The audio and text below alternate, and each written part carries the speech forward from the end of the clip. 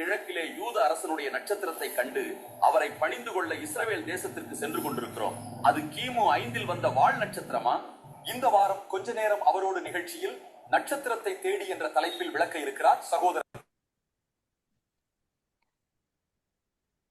அன்பானவர்களே, இதோ மறுபடியுமான ஒரு ஜூம் கொடுகைக்கு உங்கள் யாவரையும் நான் ஆண்டவராய் இயேசு கிறிஸ்துவின் நாமத்திலே நான் வரவேற்கிறேன். இந்த காலம் கிறிஸ்துமஸ் காலமா இருக்கிறதுனால நம்ம வழக்கமான யாத்திராகமத்திலிருந்து வெளியே வந்து நம்ம கிறிஸ்துமஸ் சிறப்பு நிகழ்ச்சியா ஒருவேளை ஆண்டவருக்கு சித்தமானா இந்த வாரமோ அடுத்த வாரமோ நம்ம கிறிஸ்துமஸ் தொடர்பான காரியங்களை பார்க்க போறோம். அதற்கு பின்பு யாத்திராகமத்தின் காரியங்கள் நமக்கு கண்டினியூ ஆகும். இது கிறிஸ்மஸ் காலம். இப்போ நீங்கள் ஏற்கனவே உங்களுக்கு எல்லாருக்கும் இந்த ஆட் வந்திருக்கும், இந்த அட்வர்டைஸ்மெண்ட் வந்திருக்கும். இந்த அட்வர்டைஸ்மெண்ட்டை நீங்கள் ஒருவேளை பார்த்துருக்கலாம், ரொம்ப ஆர்வமாக இருக்கலாம். இன்றைக்கு காலையில் கூட ஒரு ஸ்தாபனத்தில் இது பற்றி சில காரியங்களை பேசுறதுக்கு கடவுள் ஒரு வாய்ப்பு கொடுத்தார். அன்பானவர்களே, இந்த கிறிஸ்மஸ் நாட்களில் நம்ம வழக்கமாக கேட்குற ஒரு கிறிஸ்மஸ் செய்தியை போல இது இல்லாதபடிக்கு இது விஞ்ஞானமும் வானவியலும் கலந்த வேதாகம சத்தியங்களை பற்றின ஒரு நிரூபணங்களை நம்ம இந்த நிகழ்ச்சியில பார்க்குறோம். இதுல சயின்டிஃபிக் பெர்ஸ்பெக்டிவ் இருக்கு. அதே நேரத்தில் வேதாகமத்து வேல்யூஸ் எதுவும் குறைபடாதபடிக்கு பார்க்கக்கூடிய ஒரு நிகழ்ச்சி. நிச்சயமா உங்க எல்லாருக்கும் இது பிரயோஜனமா இருக்குன்னு சொல்லி நான் கர்த்தருக்குள் விசுவாசிக்கிறேன். பரிசுத்த ஆவியானவர் தான் எல்லாருடைய கண்களையும் மனதையும் அவர் திறந்து கொடுப்பார் என்று நான் நம்புகிறேன். அன்பானவர்களே, இது மறுபடியும் உங்ககிட்ட சொல்லக்கூடிய ஒரு வழக்கமானது தான். இப்போ இது யூடியூப்ல பார்க்கறதுனால யூடியூபின் வாசகர்கள் அனைவருக்கும் ஆண்டவராய் இயேசு கிறிஸ்து நாமத்தில் என்னுடைய வாழ்த்துக்களை தெரிவிக்கிறேன். நீங்க இந்த நிகழ்ச்சியை பார்க்குறீங்க, பார்த்துட்டு மறக்காம உங்க நண்பர்களுக்கு நீங்க இந்த நிகழ்ச்சிகளை ஷேர் பண்ணுங்க. உங்களுடைய கருத்துக்களை நீங்க மறக்காம நீங்க பகிர்ந்துக்குங்க. இந்த சேனல் அட்ரஸ் தான் நீங்க ஸ்கிரீன்ல பார்க்குறீங்க. Word by word Bible study Edwina Jonas அப்படின்ட்டு இருக்கும். இந்த இதில் தான் நீங்கள் நம்மளுடைய ஜூம் மீட்டிங் காரியங்கள் மற்ற இது எல்லாத்தையும் நீங்கள் யூடியூப்பில் பார்க்குறீங்க. இது ஏற்கனவே உங்களுக்கு சொன்னாலும் மறுபடி சொல்கிறதுக்கான ஒரு காரணம், ஒருவேளை புதுசாக யாராவது வந்திருந்தீங்கன்னா நீங்கள் இந்த காரியத்தை நீங்கள் புரிஞ்சுக்கிட்டு நீங்கள் இந்த ஆழமான வேத ஆராய்ச்சிக்குள்ளாக விருப்பமுள்ள அனைவரையும் நம்ம ஒன்றிணைஞ்சு போகணுங்கிறது தான் என்னுடைய பெரிய ஆசை, விருப்பம் எல்லாம். சரி, நம்ம நட்சத்திரத்தை தேடிட்டு அந்த டைட்டில் தான் முன்னாடி அந்த ஆட் வீடியோவில் நீங்கள் பார்த்தீங்க. அதில் நம்ம போக போகிறோம், நட்சத்திரத்தை தேடின்னு. ஏன்னா நீங்கள் இந்த நட்சத்திரத்தை தேடி நீங்கள் எந்த நட்சத்திரம் அப்படின்னு சொல்லி சிலருக்கு யோசனை இருந்தால், மத்தேயு 2:1-2 வரக்கூடிய ஒரு நட்சத்திரம் நீங்க பார்த்தீங்கன்னா, மத்தேயு எழுதின சுவிசேஷத்துல ஸ்கிரீன்ல அதை பார்க்குறீங்க. அந்த நட்சத்திரத்தைங்கிறத ஹைலைட் பண்ணியிருக்கிறதையும் ஒரு வேளை நீங்க பார்க்க முடியும். இந்த நட்சத்திரம் ஏன் ரொம்ப ஸ்பெஷல்?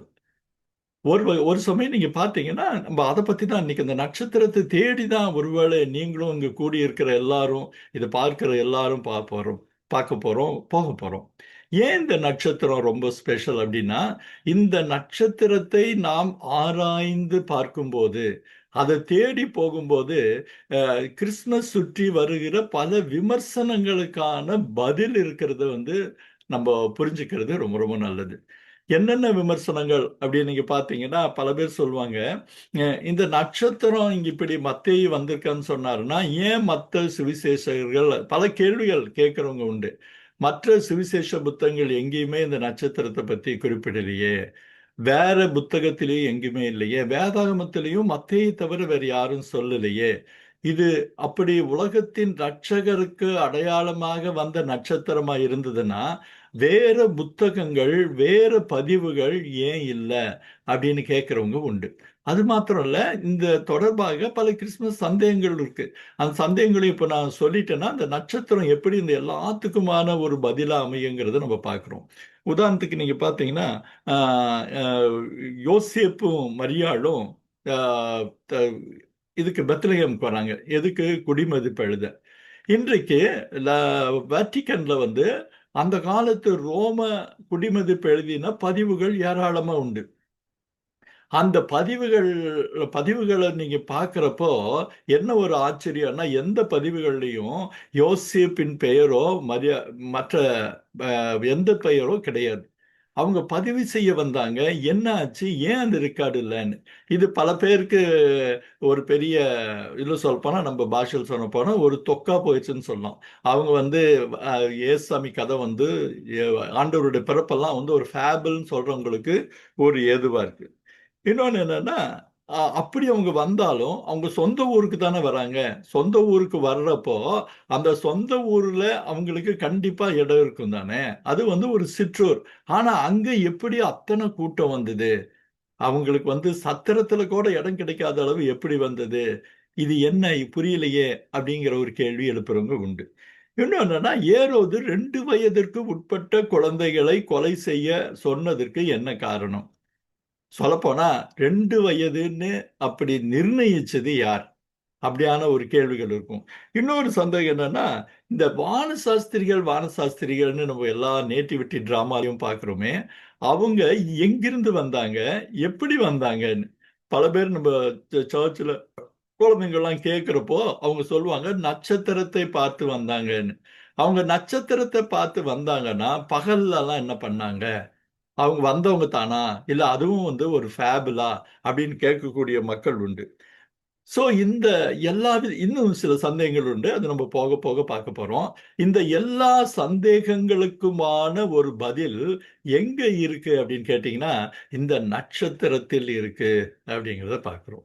ஸோ நம்ம அந்த நட்சத்திரத்தை தேடி போகும்போது, வேதாகம அடிப்படையில் சொல்லப்படாத ஒருவேளை மறைமுகமாக சொல்லி இருக்கிற அர்த்தங்களையும் நம்ம வந்து பார்த்து ஆண்டவருடைய நாமத்தை நம்ம மகிமைப்படுத்த முடியும் நம்புறேன். மற்றபடி உங்ககிட்ட விமர்சகர்கள் சொல்லுகிற எழுப்புகிற எல்லா கேள்விகளுக்குமான பதிலும் இந்த நட்சத்திரத்தை அடிப்படையாக கொண்டு அமைகிறது அப்படிங்கிறது தான் இந்த நிகழ்ச்சியோட இறுதியில நம்ம புரிஞ்சுக்க போறோம். சரி, இனி அந்த மறுபடியும் ஸ்கிரீன்ல பாக்குறீங்க அந்த நட்சத்திரத்தை கண்டுன்னு. இப்ப இந்த நட்சத்திரத்தை பார்த்த உடனே பல பேருக்கு ஒரு சந்தேகம் வரும். என்னன்னா, நட்சத்திரம் நகருமா? ஆனா இதுல பைபிள்ல என்ன சொல்லியிருக்கு, கிழக்கிலே அவருடைய நட்சத்திரத்தை கண்டு அந்த நட்சத்திரம் நகர்ந்து வந்ததுன்னு எல்லாம் சொல்றாங்க. ஏன்னா பிள்ளையாண்டான் இருந்த திசைக்கு மேலாக வந்து நின்றது அப்படின்ட்டு எல்லாம் வருது. அப்ப அந்த நட்சத்திரம் நகருது இல்லையா? நட்சத்திரம் எப்படி நகர முடியும்? நட்சத்திர கிரகங்கள் மாத்திரம்தான், பிளானட்ஸ் மாத்திரம்தான் நகரும், நட்சத்திரம் நகராது அப்படின்னு. ஆனா ஒரே ஒரு விதிவிலக்கு உண்டு. வால் நட்சத்திரம் நீங்க பாக்குறீங்க, ஸ்டார் வெறும் இதா இருக்கும், பிளானட் மாத்திரம் தான் மூவ் ஆகும். இதுல வால் நட்சத்திரங்கள் மாத்திரம்தான் நகரக்கூடியவைகள். படத்துல பாக்குறீங்க வால் நட்சத்திரம். நீங்க வந்து பல பேர், நீங்க பலர் இதோட இந்த நிகழ்ச்சி பார்க்கிற ஒரு சிலர் வந்து வால் நட்சத்திரத்தை பார்க்கக்கூடிய ஒரு பாக்கியம் உங்களுக்கு கிடைச்சிருக்கும்னு நான் நினைக்கிறேன். வால் நட்சத்திரம் மாத்திரம்தான் வானத்துல நகர்கிற ஒரு நட்சத்திரம். அப்போ இந்த மத்தேயு 2ல வரக்கூடிய நட்சத்திரம் என்ன நட்சத்திரமா இருக்க முடியும்னா, வால் நட்சத்திரமாக தான் இருக்க முடியும் அப்படின்னு சொல்லி நம்ம யோசிக்கலாம். அப்போ இந்த வால் நட்சத்திரத்தை பத்தி ஏன் வந்து வால் நட்சத்திரம்னு மத்தேயுல எழுதல அப்படின்னு சொல்லி பல பேருக்கு ஒரு கேள்வி இருக்கும். ஆனா என்னன்னீங்கன்னா, மத்தேயுல அது எழுதப்பட்டிருக்கிறது. இது பல பேருக்கு என்னையா அது புதுசா இருக்குன்னு பார்க்கலாம். நீங்க பார்த்தீங்கன்னா, பிள்ளையாண்டான் இருந்த இடத்திற்கு மேலாக வந்து நின்றது அப்படின்னு ஒரு இருக்கும். நீங்க பார்த்தீங்கன்னா, சில இடத்துல வந்து it stood over where the child was born. It hanged over where the child was born அப்படின்னு சொல்லி பல பதிப்புகள் சொல்லுது. அப்போ தொங்கி நின்றது, தொக்கி நின்றது, ஸ்டுட் ஓவர் இப்படி என்கிற பதங்கள் எல்லாமே அந்த 1வது நூற்றாண்டு காலத்துல வால் நட்சத்திரங்களுக்காக பயன்படுத்தப்பட்ட பிரத்யேக வார்த்தை. இதை ரொம்ப தெளிவா நீங்க புரிஞ்சுக்கிறது, அதை ஹைலைன் கூட பண்ணி காமிச்சிருக்காங்க. ஹேங்கிங் ஓவர் அப்படிங்கிற காரியமெல்லாம் இது எல்லாமே வால் நட்சத்திரம். இதை எப்படி நம்ம நிரூபிக்க முடியும் அப்படின்னு கேட்டா, பல சரித்திர ஆசிரியர் டியோகாசியஸ், டாசிட்டஸ், இன்னும் சொல்ல போனா ஜோசிபஸ் எல்லாருமே வால் நட்சத்திரங்களை பத்தி நிறைய எழுதியிருக்கிறாங்க. அதாவது அந்த நாட்களில் வந்த வால் நட்சத்திரம், ராஜாக்களுக்கு அறிவிக்க வந்த வால் நட்சத்திரம், இந்த வால் நட்சத்திரங்களை பத்தி எல்லாம் சொல்றப்போ அவங்க அத்தனை பேரும், நல்லா கவனிங்க, அவங்க அத்தனை பேரும் சொல்லுகிற ஒரு காரியம் என்னன்னா, it stood over, it hanged over அப்படின்னு.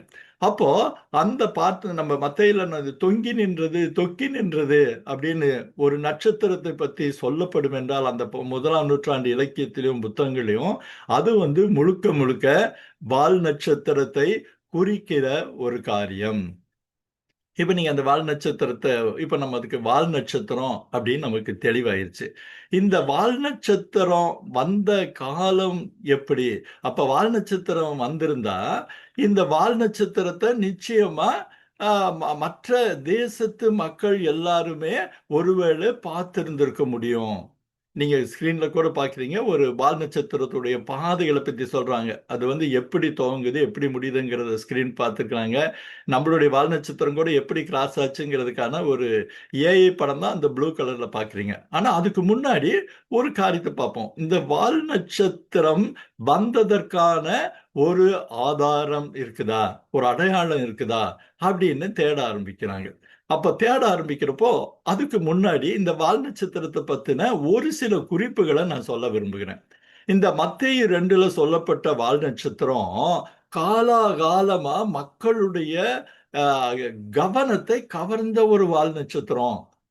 நிறைய பேர் இதை பத்தி ஆராய்ச்சி பண்ணியிருக்காங்க. ஒருவேளை நீங்க கூகுள் பண்ணி பார்த்தீங்கன்னா பலவிதமான ஆராய்ச்சிகள் இருக்கும். நான் ஒரு ரெண்டே ரெண்டு பேரை பத்தி மாத்திரம் நான் சொல்லணும்னு ஆசைப்படுறேன். 8வது நூற்றாண்டுல, நல்லா கவனிங்க, 8வது நூற்றாண்டுல ஒரு யூத அறிஞர், ஒரு விண்வெளி ஆய்வாளர் இருந்தார், வான்வெளி ஆய்வாளர். அவர் பேரு மாசா அல்லா இதின் புத்ரின்னு சொல்லுவாங்க. அவர் இந்த நட்சத்திரத்தை பற்றின ஒரு, நீங்க ஸ்கிரீன்ல பாக்குறீங்க, மாசா அல்லா இபின் அத்தாரின்.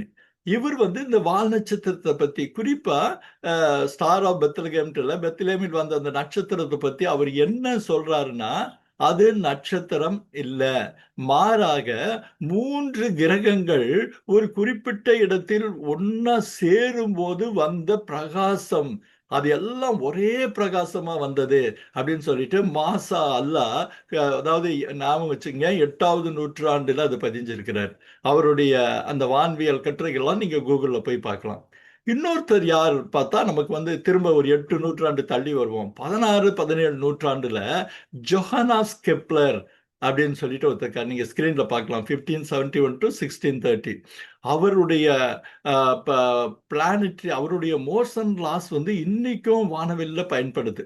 இவருடைய ஒரு சிறப்பு என்னன்னா, சில தரவுகளை வைத்துக்கொண்டு, சில கணக்குகளை வைத்துக்கொண்டு ஒரு குறிப்பிட்ட நாளில் வானத்தின் நட்சத்திர காரியங்களை அவரால் சொல்ல முடியும். இந்த குறிப்பிட்ட நாள்ல வான நட்சத்திரம் எங்க இருந்ததுன்னு. அப்ப வான நட்சத்திரம் எங்க இருந்ததுன்னா, வானத்துல பல விதமான நட்சத்திர மண்டலங்கள் உண்டு. நீங்க கூட கேள்விப்பட்டிருக்கலாம். சொல்லப்போனா மீன நட்சத்திர கூட்டம், இது கன்னி ராசி நட்சத்திர கூட்டம் அப்படின்னு பல காரியங்களை சொல்றது உண்டு. அப்போ அந்த காரியங்கள் எல்லாம் இவர் வானத்துல ஸ்கிரீன்ல அவரால் கொண்டு வர முடியுங்கிறது அவரை பத்தின ஒரு விசேஷம்.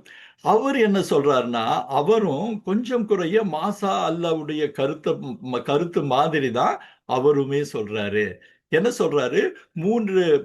மூன்று கிரகங்களின் சேர்க்கை, 3 கிரகங்களின் சேர்க்கை தான் இந்த ஸ்டார் ஆஃப் பெத்லகேமுக்கு காரணம்.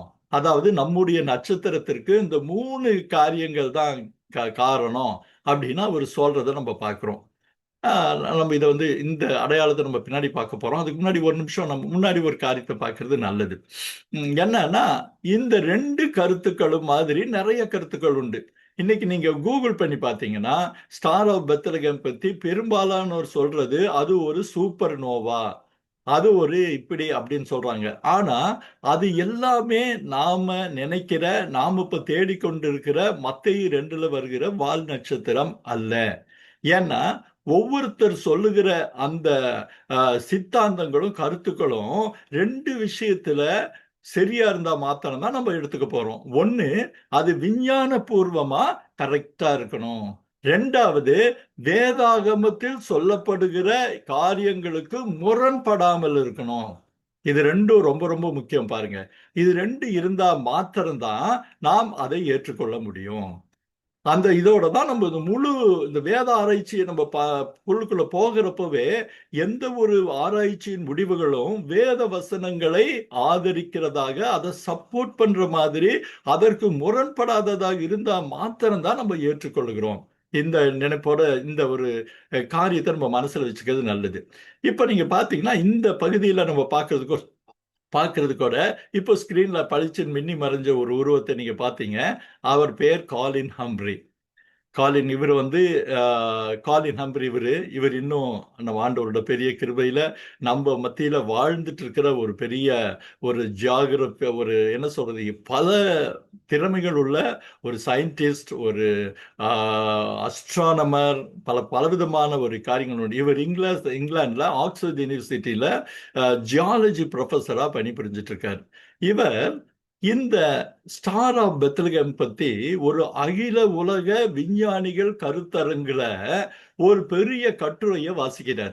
அந்த கட்டுரை கிறிஸ்துமஸ் பத்தி நான் முன்னாடி சொன்ன பல சந்தேகங்களை தீர்த்தது மாத்திரம் இல்ல, இந்த வால் நட்சத்திரத்தை பத்தின ஒரு தெளிவான விஞ்ஞான பூர்வமான வேதாகமத்தின் காரியங்களுக்கு முரண்படாத ஒரு புரிதலை தந்திருக்கு. நம்ம காலின் ஹம்ப்ரிக்கு மிகுந்த கடமைப்பட்டிருக்கணும். ஏன்னா அவருடைய அந்த அந்த ரிசர்ச் பேப்பர் எனக்கு கிடைச்சது. அது ஒரு தனி கதை. அந்த ரிசர்ச் பேப்பர்ல இருக்கிற அதை படிச்சதுக்கு அப்புறம் உண்மையாலுமே எனக்கு அப்படியே மெய் சிலுத்து போச்சு. அப்போ அதில் இருக்கிற உண்மைகளை எடுத்து பயன்படுத்தணுங்கிறது தான் எங்களுடைய விருப்பமா இருந்தது. ஏன்னா அந்த விருப்பங்கள் நம்முடைய விசுவாசத்தை பலப்படுத்த ஏதுவாக இருக்கும். இன்னைக்கு நம்ம சொல்ல போற அநேக கருத்துக்கள் அவருடைய அந்த கட்டுரையை அடிப்படையாக கொண்ட ஒரு நிகழ்ச்சி தான் இது. எல்லாமே, அதாவது அவருடைய பெரும்பாலான நிறைய கருத்துக்களை வந்து இந்த நிகழ்ச்சியில நம்ம பயன்படுத்தி இருக்கிறோம். சரி, இனி நம்ம மறுபடியும் வால் நட்சத்திரத்துக்கு போவோம்.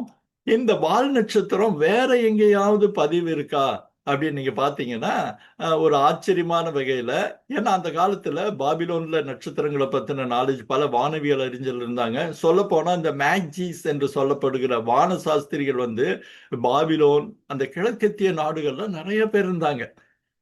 அதுல வந்து இன்னும் கொஞ்சம் தள்ளி போனீங்கன்னா நம்ம இந்தியாவில் இருந்தாங்க, இன்னும் சொல்ல போனா சைனாவில் இருந்தாங்க. அப்போ இந்த ஆராய்ச்சியை தேடி இவங்கெல்லாம் பாத்தீங்கன்னா அந்த வானத்து நட்சத்திர மண்டலங்களை ஆராய்ச்சி செய்கிற மக்கள். இதுல வந்து இதை தேடி போகும்போது அந்த நீங்க ஸ்கிரீன்ல பாக்குறீங்க இல்லையா, இந்தியாவுக்கு அருகில் உள்ள சீன தேசத்துல 1வது நூற்றாண்டுல ஹான்ஸ் டைனாசிட்டின்னு சொல்லி ஒரு பெரிய ராஜவம்சம் இருந்தது. அவங்க முதல் 200 வருஷங்கள் சைனாவை வந்து அவங்களுடைய பொற்காலம்னு சொல்லலாம். ஏன்னா எல்லா விதமான ஞானத்திலையும் எல்லா விதமான காரியங்களிலும் அந்த ஹான்ஸ் டைனாசிட்டி சிறந்து விளங்கிச்சு. ஒருவேளை சொல்ல போனா நீங்க கேள்விப்பட்டிருக்கலாம் சில்க் ரூட், ஸ்பைஸ் ரூட்னு சொல்லி உலகம் முழுக்க சீன காரியங்களை கொண்டு வந்த காலகட்டம் இந்த ஹான்ஸ் டைனாசிட்டியோட காலத்தில் இருந்த காலகட்டம் தான். மாத்திரமல்ல, அந்த அவருடைய அந்த அரசாட்சியில இந்த வால் நட்சத்திரங்களை பற்றின ஒரு பட்டியல் இருந்தது. அவங்க அதை குறிச்சு வச்சிருந்தாங்க. அந்த பட்டியல் பேர் வந்து ஹோபெங் யோக் லிஸ்ட் ஆஃப் காமெட்ஸ் பேர். நல்லா ஞாபகத்தில் வச்சுங்க. சீன பேர்கள்லாம் எப்பவுமே கொஞ்சம் நாக்கு சுலிக்க வைக்கிற பேர்கள் தான். ஹோபெங் யோக் லிஸ்ட் ஆஃப் காமெட்ஸ் அப்படின்னு பேரு. அவங்க என்னன்னா நீங்க அந்த ஸ்கிரீன்ல இப்ப ஸ்கிரீன்ல வந்து ரொம்ப சுருக்கி நம்ம போட்டிருக்கிறோம். ஆனா அவங்க லிஸ்ட்ல வந்து 100க்கும் மேற்பட்ட வால் நட்சத்திரங்களை பத்தின ஒரு குறிப்பு இருக்கிறத பாக்குறோம். நீங்க அந்த ஸ்கிரீன்ல பாருங்க. நீங்க 61, 63, 64 பாக்குறதெல்லாம் அதனுடைய வரிசை எண். அப்ப முன்னாடி பின்னாடி எவ்வளவு இருக்குன்னு நீங்க பாத்துக்கலாம். இப்ப நம்ம இதை நம்ம பார்க்க வரோம்னு கேட்டா, ஆண்டவர் பிறந்த வருஷத்துக்குள்ளாக இருக்கிற ஒரு வால் நட்சத்திரம் தான் இந்த வால் நட்சத்திரமா இருக்க முடியும்னு பார்த்தோம். பார்த்தா கிமு 12ல ஒரு வால் நட்சத்திரம் வந்திருக்குது. ஆனா என்னன்னா அதுக்கு வந்து போஷோன்னு பேர். அதுக்கு ஏன்னா வால் இருந்தா வேற பேர் இருக்கும், வால் இல்லாட்டி அங்ஷு பொங்ஷுன்ட்டு ஒரு பேர் இருக்கு. சாரி, இந்த வார்த்தை கூட சரியா எனக்கு தெரியல. ஆனா சிம்பிளா P1 போட்டிருக்கோம், அது வாலற்ற வால் நட்சத்திரம். சூயின் போட்டது அங்ஷுயின் போட்டிருக்கிறது வால் நட்சத்திரம். நீங்க நல்லா பாருங்க ஸ்கிரீன்ல, அந்த 63வது வரிசை எண்ல ஒரு வால் நட்சத்திரம் இருக்கு. அது ரொம்ப விசேஷமா இருக்கு. ஏன்னு பாத்தீங்கன்னா 9 மார்ச்ல வந்த அந்த வால் நட்சத்திரம் 70 நாட்களுக்கு மேலாக உலகத்துல இருந்தது. மற்ற நட்சத்திரங்கள்லாம் நீங்க பாத்தீங்கன்னா 10 நாள். இந்த ஹாலி வால் நட்சத்திரத்தை பத்தி பார்த்திருக்கோம், ஹாலி காமெட் நம்ம பார்த்திருக்கோம். அது வந்து 56 நாட்கள் இருந்தது. இதுதான் லாங்கஸ்ட் டியூரேஷன். இந்த வால் நட்சத்திரம் 70 நாட்களுக்கு மேலாக ஒளிந்தது அப்படின்னு.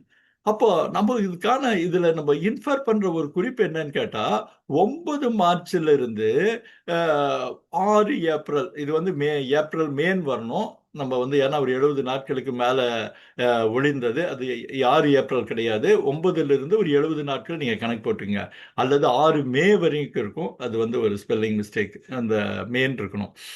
அப்போ 70 நாட்களுக்கு மேல ஒளிர்ந்த வால் நட்சத்திரத்துடைய காலகட்டத்துல தான் என்ன இருந்திருக்க முடியும்னு கேட்டீங்கன்னா, ஆண்டவராகிய இயேசு கிறிஸ்துவின் பிறப்பு இருந்திருக்க ஒரு வாய்ப்பு உண்டு. நல்லா கவனிங்க. ஏன்னா சில நம்ம பாரம்பரியமா நினைச்சிட்டு இருக்கிற சில காரியங்கள்லாம் வந்து நம்ம இந்த நிகழ்ச்சியில வந்து நம்ம மாத்திக்க போறோம்னு நான் நம்புறேன். ஏன்னா இந்த வால் நட்சத்திரத்துடைய காலகட்டத்துல மாத்திரம்தான் ஆண்டவர் பிறந்திருக்க ஒரு வாய்ப்பு இருக்கு. இதை நீங்க ஞாபகத்துல வச்சுக்கிட்டீங்கன்னா ரொம்ப ரொம்ப நல்லது. ஏன்னா இந்த நீங்க அந்த ஸ்கிரீன்ல கூட பாக்குறீங்க, இந்த வால் நட்சத்திரத்துக்கு பேர் ஷூ ஐசிங் பேர். அதை வந்து சுருக்கமா SUI அப்படின்னு போட்டாங்க. ஸோ 6 மே வரைக்கும் 70 நாள். இந்த 70 நாள் அந்த வால் நட்சத்திரம் இருந்திருக்குங்கிறது இப்ப நமக்கு நல்லா தெரிஞ்சிருச்சு. அப்போ அந்த 70 நாட்கள்ல ஒரு நாள்ல தான் ஆண்டவருடைய பிறப்பு இருந்திருக்கணும். அப்போ இன்னொரு காரியத்தை பாத்தீங்கன்னா, அது எப்ப வந்ததுன்னு கேட்டீங்கன்னா, கிமு 5ல வந்திருக்கு. நம்ம வந்து இப்ப நம்ம பெரும்பாலும் நினைச்சிட்டு இருக்கிற ஒரு காரியம், ஆண்டவர் பிறப்பு வந்து சரித்திரத்தை கிமு கிபின்னு பிரிச்சிருக்குங்கிறது நம்ம எல்லாரும் நம்ம நம்பிட்டு இருக்கிற ஒரு காரியம். ஆனா பல்வேறு வானவியல் கணக்குகளை பார்க்கும்போது அந்த 00 நம்ம நினைச்சிட்டு இருக்கோம் இல்லையா, அந்த வருஷத்துல ஆண்டவர் பிறக்கவில்லை. இது ஒரு பெரிய ஆச்சரியமா பல பேருக்கு தெரியாத ஒரு விஷயம். நம்ம நினைச்சிட்டு இருக்கிறோம் ஆண்டவர் வந்து 01ல பிறந்தாரு அப்படின்னு நினைக்கிறவங்க இன்னைக்கும் நிறைய பேர் உண்டு. ஆனா ஆண்டவர் அப்படி பிறக்கவில்லை. அப்போ எப்ப பிறந்தாருன்னு கேட்டீங்கன்னா, நமக்கு சரித்திரத்துல ஒரு க்ளூ இருக்கு. என்ன க்ளூன்னு கேட்டா, 2 வயதிற்குட்பட்ட குழந்தைகளை கொல்ல ஆணையிட்ட மகா ஏரோது கிமு 4வது வருஷத்துல இறந்து போனான். அவனுடைய இதை நீங்க பாக்குறீங்க, ஏரோ த கிரேட். அவனுடைய பிறப்பு வந்து BC 72 to 4 BCன்னு பார்க்கணும். அப்போ கிமு 4ல இந்த ஏரோது இறந்து போறான். நல்லா கவனிங்க, இந்த ஏரோது இறந்து போறான். அப்போ அவன் இறந்து போனான்னா ஆண்டவர் எப்ப பிறந்திருக்கணும்? அதற்கு முன்பாக பிறந்திருக்கணும். விளங்குதுங்களா? நல்லா கவனிச்சுக்கங்க. இவன் ஏரோது கிமு 4ல அவன் இறந்துட்டான்னா ஆண்டவர் அதற்கு முன்பாக பிறந்திருக்க வேண்டும். இப்ப அந்த வால் நட்சத்திரம் வந்ததை பாருங்க. வால் நட்சத்திரமும் சரியா கிமு 5ல வந்திருக்குது. அப்போ ஆண்டவருடைய பிறப்பு அநேகமாக கிமு 5ல் தான் நிகழ்ந்திருக்க வேண்டும். இன்னும் சொல்ல போனா, இப்ப நம்ம அந்த ஏப்ரல் டு மேன்னு சொன்னோம் இல்லையா, இந்த நாட்களில ஏதாவது ஒரு காலத்துல ஆண்டவர் ஒருவேளை பிறந்திருக்க வாய்ப்புகள் ஜாஸ்தி. சரி, இப்ப இந்த வால் நட்சத்திரம் இத அப்போ அந்த வான சாஸ்திரிகள் இதை பார்த்துட்டு தான் வந்தாங்களா அப்படின்னு கேட்டீங்கன்னா, அதற்கு இன்னொரு காரணமும் உண்டு. நல்லா கவனிங்க. இதெல்லாம் வந்து ஒருவேளை அநேகர் நீங்க கேள்விப்படாத ஒரு தகவல்களா இருக்கலாம். நம்ம யூதர்களுடைய வாழ்க்கை வரலாறு, அவர்களுடைய காலகட்டங்கள், ஆண்டவர் பிறந்த சமயத்துல எல்லாம் வந்து அதை பற்றி ஆல்ஃபிரட் எல்டர்ஷாம் அப்படின்னு சொல்லிட்டு ஒரு ஆல்ஃபிரட் எல்டர்ஷாம் அப்படின்னு சொல்லி ஒரு ஜூயிஷ் ஸ்காலர் ஒருத்தர் இருக்கார். அவருடைய படங்களை கூட இப்ப உங்களுக்கு போட்டு காமிப்பாங்க. உங்களுக்கு யூத தொடர்பாக எல்லா விதமான விவரங்களையும் கொண்டிருக்கிற அந்த புத்தகம் மிக மிக அருமையான புத்தகம். உங்களுக்கு வந்து அந்த நீங்க ஸ்கிரீன்ல அந்த படத்தை பாக்குறீங்க, ஆல்ஃபிரட் எல்டர்ஷாம் அந்த படத்தை. இந்த புத்தகம் வந்து ஒரு பைபிள் மாதிரி ஒரு 900 பக்கங்கள் அடங்கிய ஒரு புத்தகம். அந்த புத்தகத்துல எல்லா விதமான விவரங்களும் உண்டு. ஆண்டவர் காலத்துல இருந்த பழக்க வழக்கம் இது என்னன்னா முழுக்க முழுக்க ஆண்டவர் பிறந்ததை பத்தி இருக்கக்கூடிய ஒரு 900 பக்கத்துக்கு மேலான ஒரு புத்தகம். ஒருவேளை நான் 1909 லாங்குவேஜ் இதுல பப்ளிஷ் பண்ண புக்கு முதல் எடிஷன். அதோடைய லாங்குவேஜ் வந்து கொஞ்சம் கடினமா இருந்தாலும் ஒருவேளை உங்களுக்கு படிக்க நேர்ந்தா பல அற்புத அனுபவங்கள் உங்களுக்கு கிடைக்கிறதுக்கான பெரிய வாய்ப்பு உண்டு. அதுல ஒரு காரியத்தை சொல்றார். ஆண்டவருடைய நேட்டிவிட்டியை பத்தி குறிப்பிடுறப்போ அவர் ஒரு காரியத்தை குறிப்பிடுறது ரொம்ப ஆச்சரியம். அவர் சொன்னதை இன்றைக்கு பல ஆர்கியாலஜிக்கல் எவிடன்சஸ் வந்து நிரூபிச்சிருக்கு. அவர் என்ன சொல்லியிருக்குன்னு கேட்டா, அஹ், இந்த நாட்களில் கண்டெடுத்த ஒரு களிமண் சுவடு, அந்த களிமண் சுவடுடைய காலம் கிமு 7. அந்த களிமண் சுவடுடைய என்ன போட்டிருக்குன்னு கேட்டா, கிமு 7ல வானத்துல ஒரு பெரிய ஆச்சரியம் நடந்தது. அது என்ன ஆச்சரியம்னு கேட்டீங்கன்னா, ஆஹ், 2 கிரகங்கள் வானத்துல மீன நட்சத்திர கூட்டத்துல சேர்ந்தன. நீங்க இதை பத்தி கூட சற்று முன் அந்த படம் பிளாஷ் ஆகி போனதை நீங்க பார்க்கலாம். அது 2 கிரகங்கள் என்ன, ஒண்ணு வந்து வியாழன் கிரகம், இன்னொன்னு சனி கிரகம். நீங்க அந்த படத்துல பாத்தீங்கன்னா கீழே வந்து மீன் படம் போட்டிருக்கும். இது வந்து இதுல நம்ம ஏஐல வரைஞ்ச படம். ஆனா நீங்க உண்மையில வந்து இது வியாழன் கிரகம் சனி கிரகம் எல்லாம் இப்படிதான் இருக்குமா அப்படின்றலாம் நீங்க யோசிக்க கூடாது. இது வந்து ஒரு புரிதலுக்காக வைக்கப்பட்ட ஒரு படம்.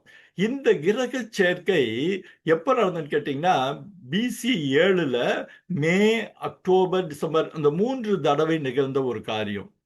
எப்போ 3 தடவையும் அது எப்ப நிகழ்ந்ததுன்னு கேட்டீங்கன்னா, மீன நட்சத்திர, அதாவது பைசஸ் கான்ஸ்டலேஷன் அப்படின்னு ஆங்கிலத்துல சொல்லுவாங்க. இந்த மீன நட்சத்திர மண்டலத்துல நிகழ்ந்த இந்த கிரக சேர்க்கை அந்த நாட்களின் இது வந்து ஒரிஜினலா இருக்கிற அந்த பைசஸ், அந்த ஸ்டார் படங்கள் புள்ளி புள்ளியா இருக்கிறதா அந்த நட்சத்திரங்கள்.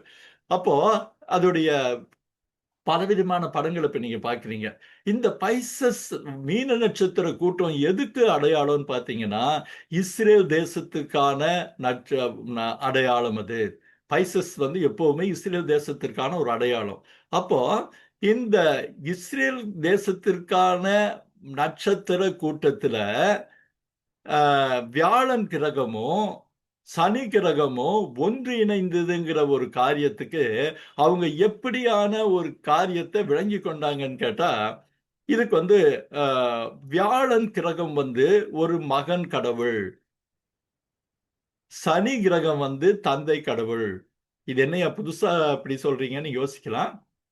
அபர்பனால் அப்படின்னு சொல்லிட்டு, ஐசக் அபர்பனால்னு சொல்லிட்டு அவர் படத்தை கூட இப்ப நீங்க பார்க்க போறீங்க.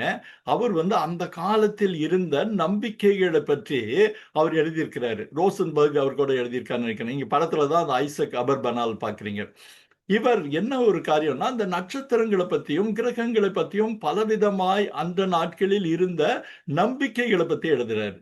அந்த நம்பிக்கைகளை பத்தி எழுதுறப்போ சனி கிரகம் தந்தை கடவுளுக்கு சமானமாக, வியாழன் கிரகம் மகன் கடவுளுக்கு சமானமாக மக்கள் நம்பிக்கொண்டிருந்தார்கள் சொல்றாரு. அப்போ அந்த வான சாஸ்திரிகளுடைய குறிப்பு என்ன, ஆண்டவர், அதாவது ஒரு தெய்வங்கள்னு ஒரு புரிதலுக்காக நம்ம வச்சுக்கலாம். இஸ்ரேல் தேசத்துல ஒரு பெரிய மாற்றத்தை ஏற்படுத்துவதற்கு அடையாளமா தான் இந்த 3 முறை இந்த நட்சத்திரங்கள் கூடின, 3 முறை இந்த காரியங்கள் கூடின அப்படிங்கிறத அவங்க விளங்கிட்டாங்க. அப்போ அந்த வான சாஸ்திரிகளுக்கெல்லாம், உலகமெங்கும் இருக்கிற வான சாஸ்திரிகளுக்கெல்லாம் இது ஒரு பெரிய ஆச்சரியம். ஏன்னா கீழே இருக்கிற படம் வந்து சிம்பாலிக் படம், அதாவது ஒரு அடையாளத்துக்காக போடப்பட்ட படமே தவிர்த்து நீங்க உடனே அதை வந்து பிதாவாகிய கடவுளாவும் எஸ் சாமியாவும் நீங்க கற்பனை செய்து கொள்ள கூடாது. தயவுசெய்து அதை தெளிவா புரிஞ்சுக்குங்க. ஒரு புரிந்து கொள்ளுதலுக்காக, அதாவது அபர்பனாலுடைய கருத்தை விளக்குவதற்காக போடப்பட்ட ஒரு படம். இதுக்கு நம்ம வந்து தப்பா புரிஞ்சுக்கிட்டு ஏசாமி வந்தாரு, பிதாவைய கர்த்தர் இருந்தாருன்னு நீங்களும் நானும் யாருமே தவறாக புரிந்து கொள்ளக்கூடாது. அவர் நம்பிக்கைக்கு சொல்றதுக்கு அடையாளமா தான் அந்த படம் இருக்கு. அதாவது அவர்களுடைய நம்பிக்கை என்ன, சனி கிரகம் ஒரு அப்பா கடவுள், வியாழன் கிரகம் மகன் புதல்வனான கடவுள், அப்படி வச்சுக்கிட்டு பைசஸ் கன்ஸ்டலேஷன்ல, அதாவது மீன நட்சத்திர கூட்டத்துல 3 தடவை சந்திச்சப்போ நிச்சயமா இஸ்ரேல்ல ஒரு பெரிய மாற்றம் நடக்குதுன்னு சொல்லி இந்த வானத்தை ஆராய்ச்சி செய்து கொண்டிருந்த அநேக விஞ்ஞானிகளுக்கு அந்த செய்தி போச்சு. பிறகு கிமு 6வது வருஷத்துல மறுபடி மீன நட்சத்திர கூட்டத்துக்கு நடுவுல இந்த 2 சந்திப்புகளும் நடக்குது. மறுபடி என்ன, அந்த வியாழன் கிரகமும் சனி கிரகமும் சொல்லப்போனா அவர்கள் நம்பிக்கைப்படி, நல்லா கவனிங்க, நான் சொல்றது யாரும் தயவு செய்து தப்பா புரிஞ்சுக்க கூடாது. நம்ம பிதா சுதன் அதையெல்லாம் இங்க யோசிக்கவே கூடாது. அது நான் சொல்ல விரும்பல. அவர்கள் நம்பிக்கைப்படி அபர்னார் ரோசன்பர்க் போன்றவர்கள் எழுதின புத்தகத்தில் குறிப்பிடுகிற நம்பிக்கைகளின்படி அவங்க தந்தைய அப்பாவாகிய கடவுளும் மகனாகிய கடவுளும் இஸ்ரேல்ல ஒரு பெரிய மாற்றத்தை ஏற்படுத்த போறாங்க அப்படிங்கிற ஒரு செய்தி அடுத்த வருஷத்துல மறுபடி 2 முறை அந்த கிரக சேர்க்கை மீன நட்சத்திர கூட்டத்துல நடந்தது. ஆனா இந்த தடவை ஒரு வித்தியாசம் என்னன்னா, நடுவுல செவ்வாய் கிரகம் வந்தது, மார்ஸ் வந்தது. செவ்வாய் கிரகம் எப்பவுமே ஒரு வாரியருக்கான ஒரு அடையாளம், அதாவது ஒரு ராஜாவுக்கான ஒரு அடையாளம். அப்போ அவங்க அதை எப்படி புரிஞ்சுக்கிட்டாங்கன்னா, படத்துல கூட நீங்க பாக்குறீங்க, மார்ஸ் மார்ஸ் உங்களுக்கு எல்லாருக்கும் தெரியும், சிவப்பு கிரகம்னு சொல்லுவாங்க. அதை எப்படி அடையாளப்படுத்துவாங்கன்னு கேட்டா, ஒரு வாரியர், ஒரு ராஜா, போராடுகிற ராஜா, அவரா அடையாளப்படுத்துவாங்க. இந்த 2 கிரகத்துக்கு நடுவுல ஆஹ், அந்த மார்ஸ் வந்த உடனே கீழே கூடியிருந்த புறஜாதி வான சாஸ்திரிகள், ஆண்டவர் அறியாத வான சாஸ்திரிகள்னு ஒரு வசதிக்காக நம்ம சொல்லலாம், அவங்க என்ன எடுத்துக்கிட்டாங்க, நிச்சயமாக இஸ்ரேல்ல ஒரு பெரிய மாற்றத்தை கடவுள் கொண்டு வராரு. அந்த கொண்டு வருவர் எப்படி கொண்டு வராருன்னு கேட்டா, ஒரு ராஜா வரப்போகிறார். அந்த ராஜா யாரு? உலகத்தை மாற்றப் போகிற ஒரு ராஜா. நல்லா கவனிங்க, உலகத்தை மாற்ற போகிற ஒரு ராஜா வராருன்னு அவங்க அந்த தகவலை உள்வாங்கி கொண்டாங்க. உள்வாங்கி கொண்டு இப்ப இது ஏற்கனவே கிமு 7ல 3 தடவை, கிமு 6ல 2 தடவை, 2வது தடவை ஒரு வித்தியாசமா செவ்வாய் கிரகம் நடுவுல வந்தது. அப்போ இந்த உலகத்தை மாற்ற போகிற ராஜா இந்த உலகத்திற்குள் வரப்போகிறார் என்ற செய்தி அந்த வானவியலில் ஆர்வமுள்ள அந்த ஞானிகள் எல்லாருக்கும் தெரிஞ்சது. ஏன்னா அவர்களுடைய சொல்லப்போனா ஒருத்தர் சொன்னார், அவங்க பொழப்பே வானத்தை பார்க்கறதான்னு. அந்த வானத்தை ஆராய்ச்சி செய்து கொண்டிருந்த அவர்களுக்கு இது ஒரு பெரிய ஆச்சரியம். ஏன்னா அந்த மேகிஸ் என்று சொல்லப்படுகிற காரியம் என்னன்னா, வானத்தை ஆராய்ச்சி செய்து வால் நட்சத்திரம் வந்தா அதற்கு இதுக்கு பார்க்கிறது, மற்றபடி வானவியல் விந்தைகளை மற்றவர்கிட்ட போய் பகிர்ந்து கொள்றது தான் அவங்களுடைய வாழ்க்கையாவே இருந்துச்சுன்னு சொல்லலாம். இந்த 2 தகவல் வந்த உடனே அவங்க உலகத்தை மாற்ற போகிற ராஜா வர காத்திருக்கிறார்கள். நல்லா புரிஞ்சுக்குங்க, முதல்ல 2 வருஷத்துக்கான காரியங்கள் பார்த்தீங்க, பார்த்துட்டு அவங்க காத்திருக்கிற நேரத்துல கிமு 5வது வருஷத்துல நீங்க அந்த ஸ்டார் வந்ததை பார்த்தோம் இல்லையா, அந்த சீன ஹோப்பெங்யாக் பட்டியலின் படி மார்ச் மாசம் 9ஆம் தேதி 9:10ல இந்த நட்சத்திரம் வந்தது. அப்போ இந்த நேரத்துல இன்னொரு காரியத்தை நான் உங்களுக்கு தெளிவுபடுத்த விரும்புறேன். இது என்னப்பா அது, கிறிஸ்துவத்துல அந்த நட்சத்திரம், கிரகம், நட்சத்திர மண்டலம் அப்படி இப்படின்ட்டு எல்லாம் சொல்றாங்களே, இது எந்த விதத்துல நியாயம் அப்படின்னு சொல்லி பலருக்கு பலவிதமான சந்தேகங்கள் வருவது இயல்பான காரியம். அன்பானவர்களே, நீங்க ஆதியாகமம் 1வது அதிகாரத்துல பாத்தீங்கன்னா, ஆண்டவர் சிருஷ்டிக்கும் போது நட்சத்திரங்களையும் கிரகங்களையும் எதற்காக படித்தார்? கால குறிப்புகளுக்காக படித்தார். அந்த கால குறிப்புகள் என்ன? ஆண்டவருடைய திட்டத்தை நமக்கு சொல்லக்கூடிய தகவல்கள் அந்த நட்சத்திரங்களிலும் இதிலும் ஒளிந்திருக்கிறது தான் உண்மை. நீங்க ஜூயிஸ் இதுல இந்த வான நட்சத்திர மண்டலங்களை மேசரூத் அப்படின்னு சொல்லுவாங்க. அதுக்குள்ள இருக்கிற அந்த ஸ்டார்ஸ் மற்ற காரியங்கள் எல்லாம் நீங்க பாக்குறப்போ அநேக காரியங்கள் அந்த தகவல்கள்லாம் இன்றைக்கு மறைக்கப்பட்டும் போயிடுச்சுங்கிறது ரொம்ப வருத்தமான ஒரு விஷயம். பல காரியங்கள் வேதாகமத்திற்கு ஒப்பாக அமைந்திருக்கிற ஒரு காரியங்கள், வேதாகம் தொடர்பாக இருக்கிற ஒரு காரியங்கள், அந்த விர்கோ என்று சொல்லப்படுகிற அந்த கன்னிராசி, அதில் இருக்க ஒரு நட்சத்திரத்தின் பெயர், அது பல பெயர்கள்.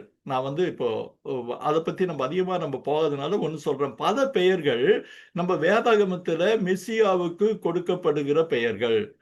உதாரணத்துக்கு மிதுனம் அப்படின்னா 2 குழந்தைகள் இருக்கிற ஒரு இதை சொல்றாங்க இல்லையா? அதற்கு அவர்கள் சொல்லுகிற ஒரு காரியம், உலகத்திலே கடவுள் 2 வகையிலே தன்னை வெளிப்படுத்துகிறார். முழு நேர மனிதனாகவும், அதாவது கடவுளாகவும் மனிதனாகவும் தன்னை வெளிப்படுத்த போகிறார் என்பதின் அடையாளம் தான் மிதுனோன்ட்டு இருந்து, அதற்கான துணை நட்சத்திரங்கள் பெயரெல்லாம் ஆஹ், கிளை, இளம் கிளை, நட்சத்திரம்னு பல குட்டி குட்டி பெயர்கள் இருக்கிறத பார்க்கணும். அது ஒருவேளை விருப்பம் உள்ளவங்க நீங்க அதுல உள்ள போய் பாருங்க. அப்ப என்னன்னா, நம்ம இந்த காரியங்களை பார்ப்பது ஆண்டவர் ஒருவேளை புறஜாதி மக்களுக்கான தன்னை பற்றின வெளிப்படுத்துதலை சொல்லுகிறதா நம்ம நிச்சயமா எடுத்துக்கொள்ள முடியும். அப்போ உங்களுக்கு எல்லாம் தெரிஞ்சிருச்சா? பிசி 7 பத்தி சொன்னது, பிசி 6, பிசி 5ல இந்த வால் நட்சத்திரம் வந்தது அப்படின்னு நம்ம பார்க்கிறோம். இதுல வந்து இன்னொரு காரியத்தை கூட சொல்றேன் நானு. விர்கோ என்று சொல்லப்படுகிற கன்னி ராசி, நம்ம சொல்றோம் கன்னி ராசின்னு சொல்றோம். அதுல ஆண்டவர் பிறந்த அந்த காலகட்டத்துல, அதாவது அரௌண்ட் பிசி 5, அதுல பாத்தீங்கன்னா அந்த கன்னிராசியில அந்த கோமா அப்படின்னு சொல்லி அந்த படம் கூட உங்களுக்கு போட்டு காமிப்பாங்க. ஒரு பெரிய வெளிச்சம் அந்த நட்சத்திர மண்டலத்தில் வந்தது. அந்த மண்டலத்தின் வெளிச்சம் அதுவுமே இந்த வான சாஸ்திரிகளை பெத்லேமை நோக்கி ஈர்த்த ஒரு காரியம். நீங்க பாக்குறீங்க அந்த கன்னிராசின்னு சொல்றது. இந்த கன்னிராசியில இன்னும் சில படங்கள்லாம் பாத்தீங்கன்னா ரொம்ப ஆச்சரியமா இருக்கும். அதை பற்றி அதிகமா பார்க்க போறது இல்லை. இதை கோமான்னு சொல்லுவாங்க. இதுல இருக்கிற நட்சத்திரங்கள் நமக்கு வந்து நம்ம வெளிப்படுத்தின விசேஷத்துல கூட ஒரு ஸ்திரியை பத்தி சொல்ல முடியும். தலையில் 12 நட்சத்திரங்கள் அணிந்திருந்தால் அப்படின்ட்டுலாம் நிறைய காரியங்கள் இருக்கு இல்லையா? அந்த மாதிரி விர்கோவிலையும் பல மாற்றங்கள் வந்தது. அதை பத்தி நம்ம ரொம்ப ஆராய்ச்சி பண்ண போறது இல்லை. ஒரு தகவலுக்காக நீங்க அந்த ஸ்கிரீன்ல பாக்குறீங்க, bright star appeared over the head of the coma in the constellation of Virgo, கன்னிராசின் இதுல வந்தது அப்படின்னு. இந்த வானவியல் மாற்றங்கள் அப்போ மாத்திரம் இல்ல, ஆண்டவர் இறப்பின் போதும் இந்த விர்கோ நட்சத்திரத்துல வருதுங்கிறது தான் இன்னொரு சுவாரஸ்யமான விஷயம். ஆக நட்சத்திரங்கள், வான மண்டலங்கள் தேவனுடைய பிறப்பை மாத்திரம் அல்ல, இயேசுவின் பிறப்பை மாத்திரம் அல்ல, அவருடைய மரண நேரத்திலும் பலவிதமான அடையாளங்களை வானத்தில் வைத்தது. இதுல அவங்க அந்த அடையாளங்கள் எல்லாம் ஒருவேளை புறஜாதி மக்களுக்கு ஒரு பிரயோஜனமாக ஆண்டவரை அறிந்து கொள்ளுகிற ஒரு வழியாக இருந்திருக்க முடியும். சரி, நம்ம இந்த வால் நட்சத்திரத்துக்குள்ள வருவோம். இந்த வால் நட்சத்திரம் நம்ம ஏற்கனவே பார்த்தோம். கிமு 5வது வருஷத்துல வானத்துல தோன்றிச்சுன்னு. இப்ப நீங்க அந்த வானத்துல தோன்றின இடம் வந்து நீங்க பாத்தீங்கன்னா, அது சீனாவில் இருந்து பார்க்கும்போது, நீங்க அந்த சைனீஸ் படத்தை நீங்க வேர்ல்டு மேப்ல அந்த சீன படத்தை நீங்க பார்த்துட்டீங்கன்னா இது உங்களுக்கு நல்லா புரியும். அதுல ரிஷப நட்சத்திர கூட்டத்துல ரிஷப நட்சத்திர கூட்டத்துல அந்த வால் நட்சத்திரம் வந்தது. அந்த ரிஷப நட்சத்திர கூட்டங்கிறதுக்கு வந்து என்ன ஒரு அடையாளம் நீங்க பாத்தீங்கன்னா, அது கொம்புள்ள ஆடு. கொம்புள்ள ஆடு, சாரி, மேஷ நட்சத்திர கூட்டம், ரிஷப நட்சத்திரம் சாரி, மேஷ நட்சத்திர கூட்டத்துல, என்ன ரிஷபங்கிறது வேற, மேஷ நட்சத்திர கூட்டத்துல வந்துச்சு. மேஷ நட்சத்திர கூட்டத்தோட அடையாளம் பாத்தீங்கன்னா கொம்புள்ள ஆடு. இங்கிலீஷ்ல பாத்தீங்கன்னா கேப்ரிகானியன் கன்ஸ்டலேஷன் சொல்லுவாங்க. இது நீங்க ஸ்கிரீன்ல அந்த படத்தை பாக்குறீங்க, கேப்ரிகான் உடைய படம் இருக்கு. அந்த மாதிரி வானத்துல அந்த கொம்புள்ள ஆடு இருக்கா அப்படின்னு நினைச்சீங்கன்னா இருக்காது. ஆனா பாத்தீங்கன்னா இந்த நட்சத்திர மண்டலங்களை கோடு போட்டு இணைக்கும் போது அதற்கான ஒரு சித்திரம் எப்படி இருக்கும்னு கேட்டீங்கன்னா கொம்புள்ள ஆடுகளை போல இருக்கும். இது வந்து நீங்க அந்த 12 நட்சத்திர மண்டலங்களை வந்து அந்த உருவங்களை இணைச்சு பார்த்தீங்கன்னா இருக்கும். அதே மாதிரி எல்லா நட்சத்திர மண்டலங்களையும் நட்சத்திரங்களுடைய அந்த கூட்டத்தை அந்த கோடிட்ட இடங்களை சேர்க்குன்னு சொல்றாங்க இல்லையா? அப்படி சேர்க்கிறப்ப பார்த்தீங்கன்னா இப்படியான படங்கள் வருவது அந்த ஒரு அதை பற்றின பேசுவதற்கும் பயன்பாட்டுக்கும் இது வசதியா இருக்கும். அப்ப பார்த்தா வான இந்த மேஷ நட்சத்திரம் கத்தருக்கா இது ராஜரிகத்துக்கான ஒரு அடையாளங்கிறப்போ 2 காரியம். இந்த வால் நட்சத்திரத்தை வந்து பல பேர் பலவிதமா நினைக்கிறது உண்டு. ஒருவேளை ஒரு 15 வருஷத்துக்கு முன்னாடி, 15-20 வருஷத்துக்கு முன்னாடி இந்தியன் எக்ஸ்பிரஸ்ல ஒரு கட்டுரை வந்திருந்தது. அந்த கட்டுரையில என்னுடைய ஞாபகம் செய்யணும்னா தேவதாசன் யாரோ ஒரு கிறிஸ்டியன் தான் எழுதியிருந்தாரு. வால் நட்சத்திரங்கள் துர்ச்செய்திக்கான அடையாளமா இருக்கிறப்போ ஆண்டவர் பிறந்தது நற்செய்தியானா அது எப்படி வந்தது வால் நட்சத்திரமா இருக்க முடியும் அப்படின்னு சொல்லிட்டு அவர் ஒரு பெரிய கட்டுரை எழுதியிருந்தார். அன்பானவர்களே, வால் நட்சத்திரங்கள் அந்த நாட்கள்ல துர்ச்செய்திக்கான ஒரு அடையாளமா இருந்தது என்பது உண்மைதான். ஆனா அதை தாண்டி அவைகள் நல்ல செய்திகளையும் கொண்டு வந்ததற்கு ஏகப்பட்ட நிரூபணங்கள் நமக்கு உண்டு. அதுல அந்த வால் நட்சத்திரங்களை பத்தி சொல்றப்போ 2 காரியங்களை சொல்றாங்க. விடியற் காலத்தில் வருகிற வால் நட்சத்திரம், விடியற் காலத்துல ஒரு வால் நட்சத்திரம் வந்ததுன்னா அது அந்த என்ன நோக்கத்திற்காக வருவதாக நம்பியிருந்தார்களோ அந்த நோக்கம் நிறைவேறிவிட்டது என்பதற்கான அடையாளம். சாயங்காலத்துல வருகிற வால் நட்சத்திரம் வரப்போகுதுங்கிறதுக்கான ஒரு ஃபியூச்சர் அடையாளம் அப்படின்னு சொன்னாங்க. இந்த நட்சத்திரம் எங்க வந்துச்சு? மேஷ நட்சத்திர கூட்டத்துல காலையில வந்ததுங்கிறப்போ இங்க கீழே இத்தனை காரியங்களை எதிர்பார்த்து காத்து கொண்டிருந்த அந்த வான சாஸ்திரிகளுக்கு ஒரு க்ளூ கிடைச்சிருச்சு. என்ன க்ளூ? இஸ்ரேலை ஆள போகிற ராஜா இந்த உலகத்திலே வந்து விட்டார். இது எவ்வளவு அற்புதமான ஒரு செய்தி பாருங்க. தேவதூதன் வந்து மேய்ப்பர்களுக்கு ஆண்டவருடைய பிறப்பா அறிவிக்கிறாரு. புறஜாதி மக்களுக்கு பெத்லகேமை விட்டது ஒரு 900-1000 கிலோமீட்டர் தள்ளி இருந்த இந்த வான சாஸ்திரிகளுக்கு, அந்த ஞானிகளுக்கு, சொல்லப்போனா ராஜாக்கள்னு சொல்லுவாங்க, அந்த ராஜாக்களுக்கு வானத்திலிருந்து நட்சத்திரங்கள் அறிவிக்கின்றன. என்ன? உலகத்தை ஆள போகிற அல்லது உலகத்தின் ரட்சகர் பிறந்து விட்டார் அப்படின்னு. அப்ப நீங்க அந்த படத்தை பாத்தீங்கன்னா, நான் ஏற்கனவே சொன்ன மாதிரி சீன படத்தை கற்பனை பண்ணிக்கங்க. அந்த கேப்ரிகானியன் கன்ஸ்டலேஷன்ல இருந்து அந்த வால் நட்சத்திரம் தென் திசை நோக்கி நகர்ந்து வருகிறது. அந்த வால் நட்சத்திரம் நீங்க பாத்தீங்கன்னா, வால் நட்சத்திரத்துடைய பாதைகள் ஒருவேளை பாத்தீங்கன்னா நீள்வட்ட பாதைகள் பெரும்பாலும் இருக்கும். நீங்க அந்த ஸ்கிரீன்ல பாக்குறீங்க, நிறைய கணக்கு மாதிரி இருக்கிறதுனால நீங்க எப்படி அது புரிஞ்சுக்குவீங்கன்னு தெரியல. நீங்க பாத்தீங்கன்னா நடுவுல சூரியன் இருக்கும், சாரி, நடுவுல உலகம் இருக்கும். நீங்க ஏற்கனவே ஒரு படத்தை பார்த்திருப்பீங்க, உலகத்தை சுற்றி வருகிற வால் நட்சத்திரம் அப்படி. இந்த படம் அந்த பெத்லகேம் பாத்தீங்க இல்லையா? இப்ப நீங்க பாத்தீங்கன்னா இந்த படத்தையும் நல்லா கவனிச்சீங்கன்னா, அந்த உலகத்திற்குள் என்ட்ரி ஆகிறப்பதான் உலகத்துல அந்த வால் நட்சத்திரத்தை பார்க்க முடியும். அதே மாதிரி இந்த உலகத்தை விட்டு அது வெளியே போகும்போது அது மறைந்து விடும். அந்த நீள்வட்ட பாதையில ஒரு குறிப்பிட்ட கால அளவுக்கு தான் உலகத்துல இருக்கிறவர்களால அந்த வால் நட்சத்திரத்தை பார்க்க முடியும். தெளிவா புரிஞ்சுக்குங்க, பார்க்க முடியும். இப்போ நம்ம சீனாவுல அந்த அந்த மேஷ நட்சத்திர கூட்டத்துல வந்தது வந்து ஒரு நாளைக்கு 1.5 டிகிரின்னு ஒரு கணக்கு சொல்றாங்க.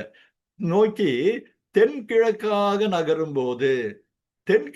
நகரும் போது அதோடைய சுற்றுப்பாதை எப்படி இருக்குன்னு கேட்டா, இப்போ நீங்க அந்த ஸ்கிரீன்ல கூட அந்த ஒரு படம் உங்களுக்கு காமிப்பாங்க, அதை பார்த்தீங்கன்னா உங்களுக்கு ரொம்ப நல்லா புரிய ஆரம்பிக்கும். வர்றப்போ அதோடைய வளைவு பாதை மேல இருந்து கீழே போய் அந்த ஆசியாவை கடந்து கிட்டத்தட்ட பெத்லகேம் யூதாயாவுக்கு போய் அங்கிருந்து அது மறைந்து போகும். அப்படியே நீங்க காம்பஸ்ல போட்டீங்கன்னா ஒரு கர்வ் மாதிரி அந்த மறைந்து போகும்னு பார்க்கலாம். நீங்க நீங்க வால் நட்சத்திரத்தை பத்தி இன்னொரு படம் முன்ன போன படத்தை போடுங்க. இதுக்கு முதல்ல போட்டது இதை நீங்க பாருங்க. இதுல பாத்தீங்கன்னா வால் நட்சத்திரத்தை பத்தி ஒரு சின்ன புரிந்து கொள்ளுதல் இருக்கலாம். சாரி, இது ஒரு சயின்ஸ் கிளாஸ் மாதிரி கிட்டத்தட்ட ஆயிடுச்சு. ஆனா நீங்க புரிஞ்சுட்டீங்கன்னா ஆண்டவருடைய மகிமை நீங்க தெரிஞ்சுக்கலாம். நடுவுல சூரியன் இருக்கு, ஒரு ஓரத்துல பூமி இருக்கு.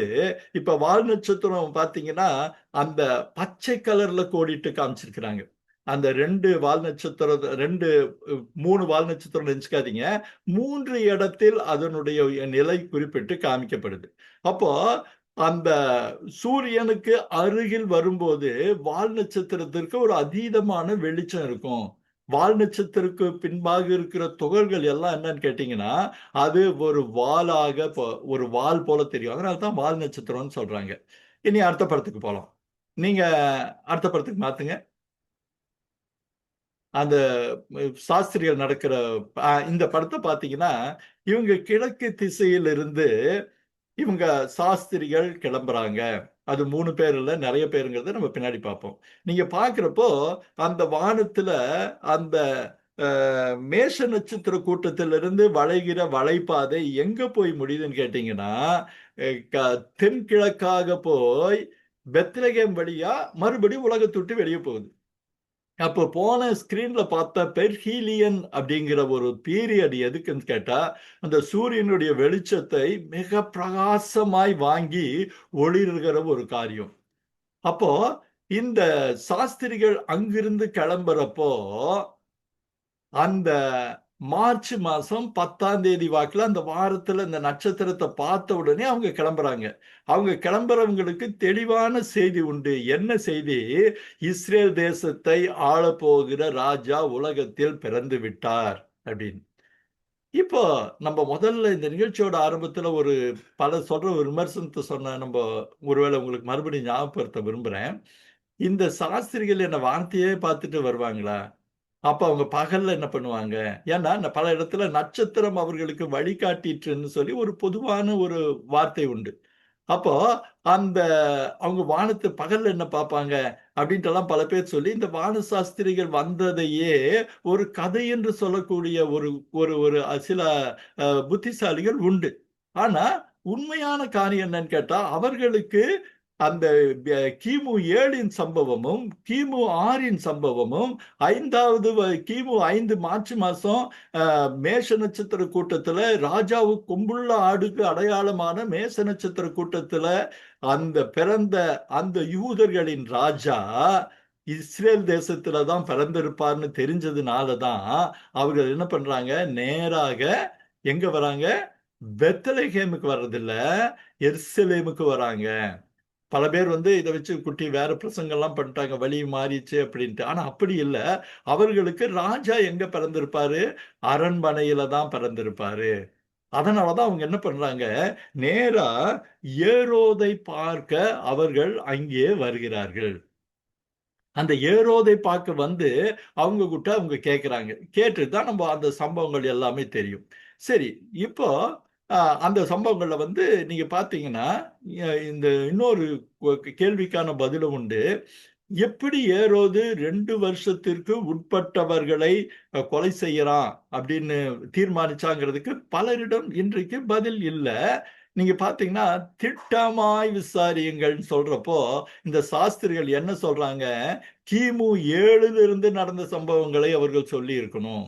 அப்போ ஏரோதுடைய க்ரூக்கட் மைண்ட் எப்படின்னு கேட்டா, அப்பவே ஒருவேளை பிறந்தாலும் பிறந்திருக்கலாம். அதனால 2 வருஷத்திற்கு உட்பட்ட எல்லா குழந்தைகளையும் கொலை செய்ய அவன் சொல்வதற்கான காரியம் இதுதான். இதை தாண்டி வேறு விளக்கங்கள் இல்லை. பாத்தீங்கன்னா இந்த சம்பவம் வேதாகமத்தில் சொல்லப்படுகிற காரியங்களோடு ஒத்து போகிறது. இப்ப பார்த்தா நம்ம கண்டுபிடிக்கிற ஒவ்வொரு காரியங்களும் வேதத்தை ஒத்து போகிறது. வேதத்தில் சொல்லப்படுகிற ஜீவனுள்ள வார்த்தைகளை ஆதரிக்கிறது, சார்ந்திருக்கிறது நம்ம புரிஞ்சுக்கிறோம். அப்போ சாஸ்திரிகள் ஏரோது கிட்ட கேட்கிறாங்க. கேட்டப்போ அவன் சொல்றான், அவங்க இந்த 2 காரியம் சொன்ன உடனே திட்டமாய் விசாரித்து அறிந்த பின்பு அவன் என்ன சொல்றான், இங்க இல்ல, ஒருவேளை அப்பதான் இந்த மீகால வர தீர்க்க தரிசனத்தை கூட இருக்க ஆசாரிகள் சொல்றாங்க பெத்லகேம்லன்னு. இப்ப நம்ம ஏற்கனவே ஒருவேளை நான் சொன்னது உங்களுக்கு ஞாபகம் இருக்கலாம். அந்த நட்சத்திரம் எங்கே நின்றது? பிள்ளையாண்டான் இருந்த தேசிக்கு நேராக நின்றதுன்னு. எருசலேமுக்கும் பெத்லகேமுக்கும் நடுவுல இருக்கிற தூரம் 8 கிலோமீட்டர். இன்னைக்கும் நீங்க அந்த ரொம்ப ஷார்ட் டிஸ்டன்ஸ் தான், ரொம்ப பக்கத்துல இருக்கிறது தான். அப்போ அவங்க அரண்மனையிலிருந்து வெளியே வரும்போது மறுபடியும் அவர் நட்சத்திரத்தை கண்டு மகிழ்ந்தார்கள்னு ஒரு குறிப்பு இருக்கும். நீங்க பாத்தீங்கன்னா அந்த அடுத்த வசனத்துக்குள்ள பாத்தீங்கன்னா அப்ப என்னன்னா அதோடைய பெர்ஹிலியன் பீரியட் எப்ப இருந்ததுன்னு கேட்டா அந்த 65-70 நாட்களுக்கு தாண்டி அவர்கள் இங்க எருசலேமிலிருந்து வெளியே பெத்லகேமை பார்க்கும்போது அந்த பெர்ஹிலியன் பீரியடில் இருந்த வால் நட்சத்திரம் பெத்லகேமுக்கு மேல் நேராக பிரகாசமாய் இருந்தது. ஏன்னா அந்த இடத்திலிருந்து அது உலகத்தின் பார்வைக்கு விட்டு விலகி போகிறது. நல்லா புரிஞ்சுக்கங்க. அந்த சமயத்துல இருந்து அப்ப என்னன்னா அந்த ஒரு கருள் பார்த்து மேல இருந்து சைனாவில் அங்க மேஷ நட்சத்திர கூட்டத்துல இருந்து தென்கிழக்கா வந்து அது அந்த உலகத்தை விட்டு வெளியே, இந்த ஸ்கிரீன்ல பாத்தீங்கன்னா உலகத்தை விட்டு வெளியே போற படம் இருக்கும். ஏன்னா இதுல உலகமும் சுத்திட்டு இருக்குங்கிறத ஞாபகம் வச்சுக்கலாம். அந்த 70 நாட்கள்ல உலகமும் ஒரு பாத்துல போயிட்டு இருக்குது, அதுவும் சுத்திட்டு இருக்குங்கிறப்போ அது உலகத்தின் பார்வையை விட்டு விலகி போவது எப்படின்னு கேட்டா, இந்த வானசாஸ்திரிகள் பெத்லகேம்ல அந்த நட்சத்திரத்தை பார்த்த பிறகு வால் நட்சத்திரம் உலகத்தின் பார்வையை விட்டு விலகி போகுது. இப்போ ஒரு சாதாரண ஒரு விஷயத்துல தேவனுடைய செயல்பாடு எவ்வளவு பிரம்மாண்டமாவும் எவ்வளவு மகத்துவமா இருக்கிறத பாருங்க. நீங்க அந்த படத்தை திரும்ப ரிப்பீட் பண்றாங்க இவங்க. நீங்க பாத்தீங்கன்னா அந்த படம் தெளிவா போட்டிருக்கோம். பாபிலோன், பெர்சியா, சவுதி அரேபியா அப்படின்றலாம் போட்டிருக்கோம். இதை தாண்டி பலர் வந்ததாக, பல வானசாஸ்திரிகள் வந்ததாக நமக்கு குறிப்புகள் உண்டு. சொல்ல போனா இன்னும் ஒரு ஆச்சரியமான என்னன்னா, இந்தியாவிலிருந்து ஒரு வானசாஸ்திரி போயிருக்கிறார், ஒரு ஞானி போயிருக்கிறார். அவர் பேர் விஸ்வாமித்திரர். இதை நான் சொல்லுங்க. சாது சுந்தர சிங் தன்னுடைய கைலாச முனிவர் என்ற புத்தகத்துல குறிப்பிட்டிருக்கிறாரு இந்த விஸ்வாமித்திர பத்தி. அதாவது குழந்தை இயேசுவை பார்க்க போன ஒரு வானசாஸ்திரி பத்தி. அவருடைய வார்த்தையை நம்ம நம்பலாம். அதை கதைன்னு நம்ம ஒதுக்க முடியாது. அப்போ பல ஞானிகளுக்கு, பிரஜாதி சொல்ல போனா அந்த கிழக்கத்திய ஞானிகளுக்கு, கிழக்கத்திய வான சாஸ்திரிகளுக்கு ஆண்டவர் தன்னுடைய பிறப்பை இப்படியாக அறிவித்திருக்கிறார். அவர் அறிவிப்பதற்கு பயன்படுத்தின ஆயுதம் அபூர்வமாய் வருகிற வெள்ளி வால் நட்சத்திரம். அந்த வால் நட்சத்திரத்துடைய டைம் இப்ப நீங்க மறுபடி பட்டியல்ல போய் பார்த்தீங்கன்னா 65 இருந்து 75 நாட்கள்னு பார்க்கிறோம். இது என்ன 75 நாட்கள் அப்படின்னு ஒரு கேள்வி வருது பார்த்தீங்கன்னா, ஆண்டவர் இன்னொரு அழகான கோயின்சிடன்ஸ் வச்சிருக்கிறாரு. அதாவது இந்த வானசாஸ்திரிகள் இருந்த இடத்திற்கும் எருசலேமுக்கும் இடையில் உள்ள தூரம் 900 கிலோமீட்டர். அதாவது கொஞ்சம் கொஞ்சம் கொஞ்சம் நான் எல்லாத்தையும் ரவுண்ட் அப் பண்ணியிருக்கேன், ஞாபகத்தில் வச்சுக்கேன். 900 நடந்து வந்தாங்களா அப்படின்றலாம் நீங்க கேட்கக்கூடாது. 900 கிலோமீட்டர். அப்போ இவங்க ஒட்டகத்தின் மேல வர்றப்போ, ஒட்டகத்தின் மேலே ஒரு நாளைக்கு பயணப்படுகிற தூரம் 45 கிலோமீட்டர், 45ல இருந்து 50 கிலோமீட்டர் போலான்னு சொல்றாங்க. அப்போ இந்த 900 கிலோமீட்டரை அவர்கள் கடப்பதற்கான நாட்கள் கொஞ்சம் குறைய 65லிருந்து 70 நாட்கள் ஆகலாம். இப்போ ஆண்டவர் எவ்வளவு அழகா காரியங்களை ஒன்றிணைச்சிருக்கார் பாருங்க. வால் நட்சத்திரம் உலகத்திலே ஒளிந்து கொண்டிருந்தது 70 நாட்கள். இவர்கள் பயண நாட்கள் சொல்ல போனா அதே மாதிரி 65லிருந்து 70 நாட்கள். இவங்க அதனாலதான் பாத்தீங்கன்னா இவங்க ஏரோதை பார்த்து ஏரோது கிட்ட பதில் சொல்லிட்டு அன்னைக்கே கிளம்பி இவங்க பெத்லகேமுக்கு போறப்போ கரெக்டா அந்த அவங்க போன கையோட வால் நட்சத்திரம் இருந்தது. அந்த நட்சத்திரத்தை பார்த்து மகிழ்ந்தார்கள் ஒரு அழகான ஒரு வார்த்தை இருக்கும். அதுக்கு பின்பாடி இப்படியான ஒரு ஆழமான ஒரு அதிசயமான ஒரு அர்த்தங்கள் உண்டு. அதை பார்த்ததுக்கு அப்புறம் அவர் அவங்க அந்த இடத்தை விட்டு கடந்து போயிடுறாங்கன்னு இருக்கு. அப்போ வானசாஸ்திரிகள் வந்தாங்கங்கிறது ஒரு புராண கதை இல்ல ஒரு சுவாரஸ்யத்துக்காக சொல்லப்பட்ட கதைன்னு பல பேர் சொல்வது தவறு. அது மெய்யாகவே நடந்திருக்கிற ஒரு காரியம். மெய்யாகவே சரித்திரத்தில் ஒருவேளை நம்ம பார்க்கும்படி பதிவானதாக இல்லாம இருக்கலாம். ஆனால் அது சரித்திர பூர்வமாக நடந்த ஒரு சம்பவம். இப்ப மறுபடியும் ஒரு காரியத்துக்கு போவோம்.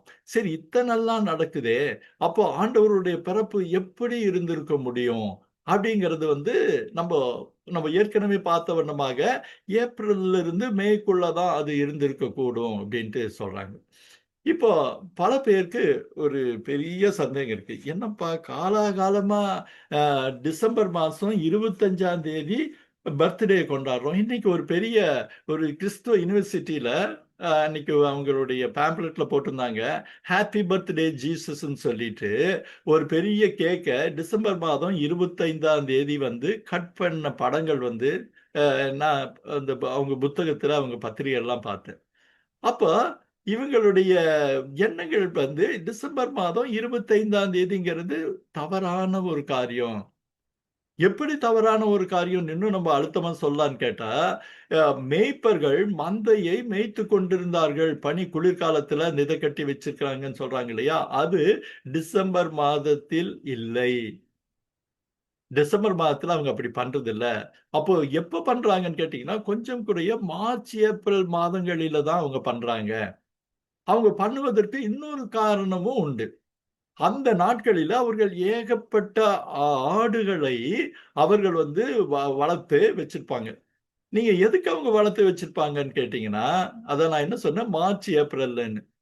யூத மக்களுக்கு மிக முக்கியமான ஒரு நாள் என்னன்னு கேட்டீங்கன்னா, மிக முக்கியமான ஒரு அனுசரிப்பு என்னன்னா, நிசான் மாதம் 14ஆம் தேதி இருக்கக்கூடிய பாஸ்கா. பாஸ்கா நாள் நமக்கு எல்லாருக்கும் தெரியும். பாஸ்கா டேன்னு சொல்லுவாங்க. நிசான் மாதம் 14ஆம் தேதி. அது எதுக்குன்னா, நம்ம யாத்திராவை படிச்சவங்களுக்கு இனி வரப்போற எபிசோட்ல பார்க்கிறவங்களுக்கு தெரியும். இஸ்ரேல் ஜனங்கள் எகிப்திலிருந்து விடுதலையாகி வந்த நாள். இன்னும் கொஞ்சம் சொல்ல போனா இஸ்ரேல் தேசத்துடைய பிறந்த நாள் அப்படின்னு சொல்லலாம். அப்போ ஒவ்வொரு யூதனும் எருசலேமுக்கு வந்து வருஷத்துல 3 தடவை வரணும். முக்கியமா இந்த பாஸ்கா சமயத்துல வந்து தன்னுடைய கடன்களை தான் கடவுளை வந்து தொழுவது என்கிற காரியத்தை அவர்கள் நிறைவேற்ற வேண்டும். தேவாலயத்திற்கு வந்து பாவ நிவாரண பலியாக தன் குடும்பத்தின் சார்பாக ஒரு பாவ நிவாரண பலியை செலுத்தணும். அப்போ இந்த பாஸ்கா நாட்களில எருசலேம்ல சொல்ல போனா 1.5 லட்சம் யூதர்கள் வருவாங்க. 1.5 லட்சம் யூதர்கள், ஏற்கனவே இருக்கிற கூட்டம் இல்லாம 1.5 லட்சம் யூதர்கள் வருவாங்க அப்படிங்கிறது ஒரு ஆச்சரியமான பிரமிக்க வைக்கிற ஒரு காரியம். அவங்க அத்தனை பேரும் எங்க வராங்க? எருசலேம் தேவாலயத்துக்கு வராங்க.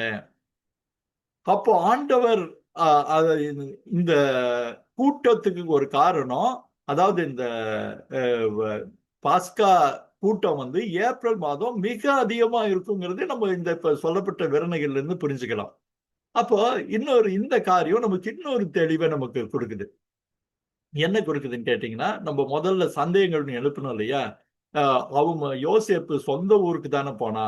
அந்த சொந்த ஊருக்கு போகிறப்போ எப்படி அவங்களுக்கு இடம் இல்லாம போச்சு, எப்படி அந்த கூட்டம் வந்துச்சுங்கிறதுக்கான பதில் இதுதான். அன்பானவர்களே, யோசேப்பு பெத்லகேம் ஊரான். அவன் குடிமதிப்பு எழுத பெத்லகேமுக்கு போறான். அது மாத்திரம் காரணம் இல்ல. குடிமதிப்பு எழுதின கையோட அவன் செய்கிற இன்னொரு காரியம் என்னன்னா, தன் நிசான் மாத பாஸ்கா நாளின் கடனையும் நிறைவேற்றுவதற்காக தான் நாசரேத்திலிருந்து, ஒருவேளை மரியாள் ஒரு கர்ப்பவதியா இருந்த போதும் கூட ரிஸ்க் எடுத்து அவன் வருவதற்கான காரணம் அதுதான். உங்களுக்கு பாத்தீங்கன்னா, நாங்க ஊட்டியில இருந்தப்போ ஃப்ளவர் ஷோ சமயத்துல மே மாசம் அங்க இருக்கிற எல்லா வீடுகளிலும் கெஸ்ட் ஃபுல்லா இருப்பாங்க. வீடுகள்ல மாத்திரம் இல்ல, சுத்தி இருக்கிற கிராமங்கள்ல ரொம்ப ஓரத்துல இருக்கிற இடங்கள்ல கூட விருந்தாளிகள் வந்து குவிந்துருவாங்க. இப்ப நீங்க அந்த பாஸ்கா காலத்தை நீங்க நினைச்சு பார்த்தீங்கன்னா, அதனாலதான் யோசேப்புக்கும் மரியாளுக்கும் பெத்லகேம் யோசேப்புடைய சொந்த ஊர்லயே இடம் கிடைக்காததுக்கு காரணம், பாஸ்காவுக்கு வருகிற பெருந்திரளான கூட்டம் எல்லா கிராமங்களிலும் நிறைந்திருக்கிறது தான். அதனாலதான் சத்திரத்துல கூட அவனுக்கு இடம் கிடைக்கல. இப்போ அந்த பிறப்பில் வந்த அந்த சந்தேகங்கள் வந்து இப்ப நமக்கு தெளிவாயிடுச்சுங்களா? அப்ப இன்னொரு சந்தேகத்தையும் இப்ப நம்ம இதை வச்சு தெளிவுபடுத்திக்கிறோம். இன்னைக்கு இருக்கிற அந்த சென்சஸ் பத்தின அந்த ரெக்கார்ட்ல, அதாவது அவருடைய குடிமதிப்பு எழுதின பதிவுகள் வட்டிகன்ல உண்டு. அது இப்பவும் பார்க்கலாம். அதுல வந்து யோசேப்போட பேரும் கிடையாது, இவருடைய பேரும் கிடையாது அப்படிங்கிற ஒரு சந்தேகத்தை வந்து இந்த நிகழ்ச்சியோட ஆரம்பத்துல சொன்னோம். அது எப்படி சாத்தியமாயிற்று அப்படிங்கிறத இந்த எண்ணத்தை வச்சு சொல்லலாம். ஏற்கனவே நம்ம பாஸ்கா திருவிழாங்கிறதுனால ஏகப்பட்ட கூட்டம் வந்திருக்கு. அவன் குடிமதிப்பு எழுத நிறை கர்ப்பிணியான தன் மரியாளையும் கழுதி மேல வச்சு கூட்டி கொண்டு வர்றாருன்னு பார்த்தோம். அப்போ ஏன் குடிமதிப்பு எழுதல அப்படிங்கிறப்போ நமக்கு பல க்ளூஸ் வந்து நமக்கு இருக்கு. உதாரணத்துக்கு எல்லா பதிவுகளும் எல்லா பைபிள் எடிஷன்ஸும் சொல்றப்போ நியூ இங்கிலீஷ் பைபிள் மாத்திரம் அதுல வந்து ஒரு சிறு குறிப்பை எக்ஸ்ட்ரா நமக்கு கொடுக்குது. நீங்க இந்த நியூ இங்கிலீஷ் பைபிள் அந்த ரேப்பர் கூட போடுவாங்கன்னு நான் நம்புறேன். அதுல பாத்தீங்கன்னா ஒரு குறிப்பு இருக்கு. நீங்க இந்த ஸ்கிரீன்ல பாக்குறீங்க. நியூ இங்கிலீஷ் பைபிள்ல மாத்திரம் தான் எனக்கு தெரிஞ்சது இருக்கு. அதுல ஹைலைட் பண்ண ஒரு இதை பாருங்க. This can be the first registration of its kind. இந்த மாதிரி சென்சஸ் எடுக்கிறது இதுதான் முதல் தடவைன்னு. அப்போ இது ஒரு இந்த மாதிரி சென்சஸ் எடுக்கிறது முதல் தடவைன்னா, அப்போ வேற மாதிரி தான் அவங்க குடிமதிப்பு எடுத்தாங்களான்னு கேட்டா பதில் ஆமாம்.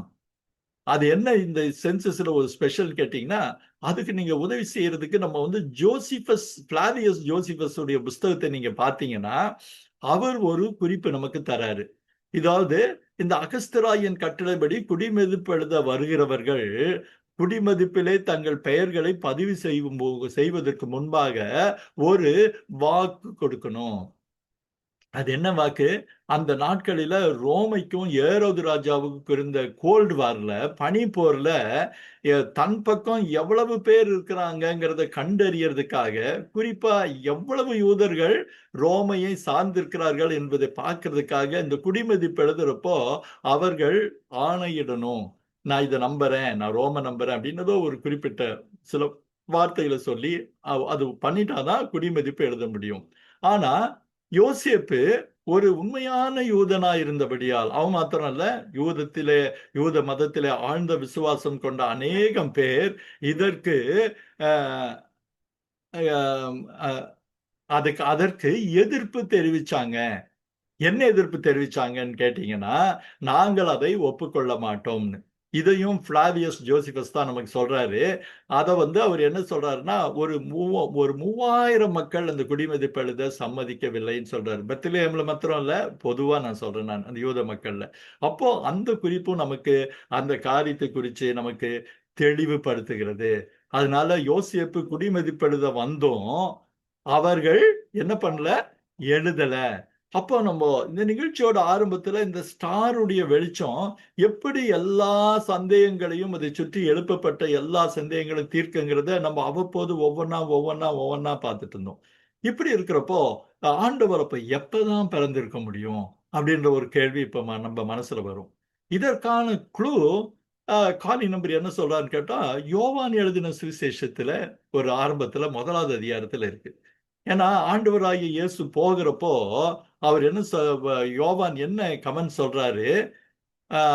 இதோ உலகத்தின் பாவத்தை சீர்க்க வந்த இதோ தேவாட்டுக்குட்டி, உலகத்தின் பாவம் கொண்ட இதோ தேவாட்டுக்குட்டி, பாஸ்கா பேபின்றார். அப்போ அந்த வார்த்தையை நம்ம ரொம்ப சுலபமா எடுத்துக்கிட்டாலும் அதற்கான இன்னொரு பரிமாணத்தை நீங்க பாத்தீங்கன்னா, பெரும்பாலும் இன்றைக்கு இந்த கிறிஸ்துமஸ் நாட்கள்ல பிறந்தவங்களை கிறிஸ்துமஸ் பேபின்னு சொல்லுவாங்க. இவர் யோவான் ஸ்நானகன் சாமியோட கசினா இருந்த பட்சத்துல அவர் இந்த பாஸ்கா நாட்களில் பிறந்ததுனால அவரை பாஸ்கா தேவாட்டு குட்டின்னு சொல்லி இருக்க கூடுங்கிறது அவருடைய அனுமானம். அது நமக்கு ரொம்ப பொருத்தமா இருக்கு. அப்ப ஆண்டவருடைய பிறப்பு டிசம்பர் 25 நம்ம சொல்ல முடியாது.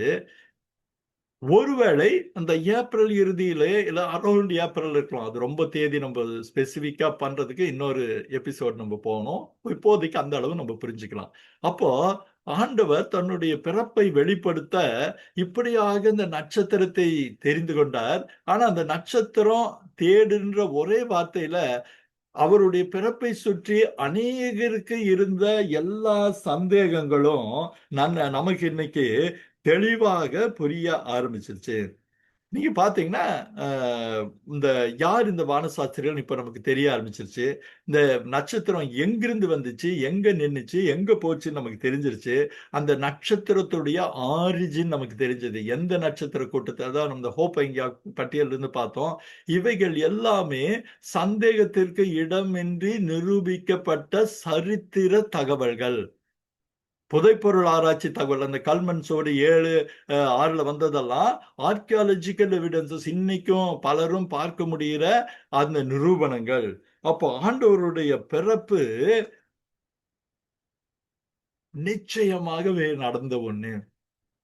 வானவியல் ரீதியான பல அடையாளங்கள் புறஜாதி மக்களுக்கு கொடுத்திருந்தாலும் உங்களுக்கும் எனக்கும் நம்ம எல்லாரும் ரொம்ப ஸ்பெஷல்ங்கிற மாதிரி தேவதூதர்கள் நமக்கு அறிவிக்கிறாங்க.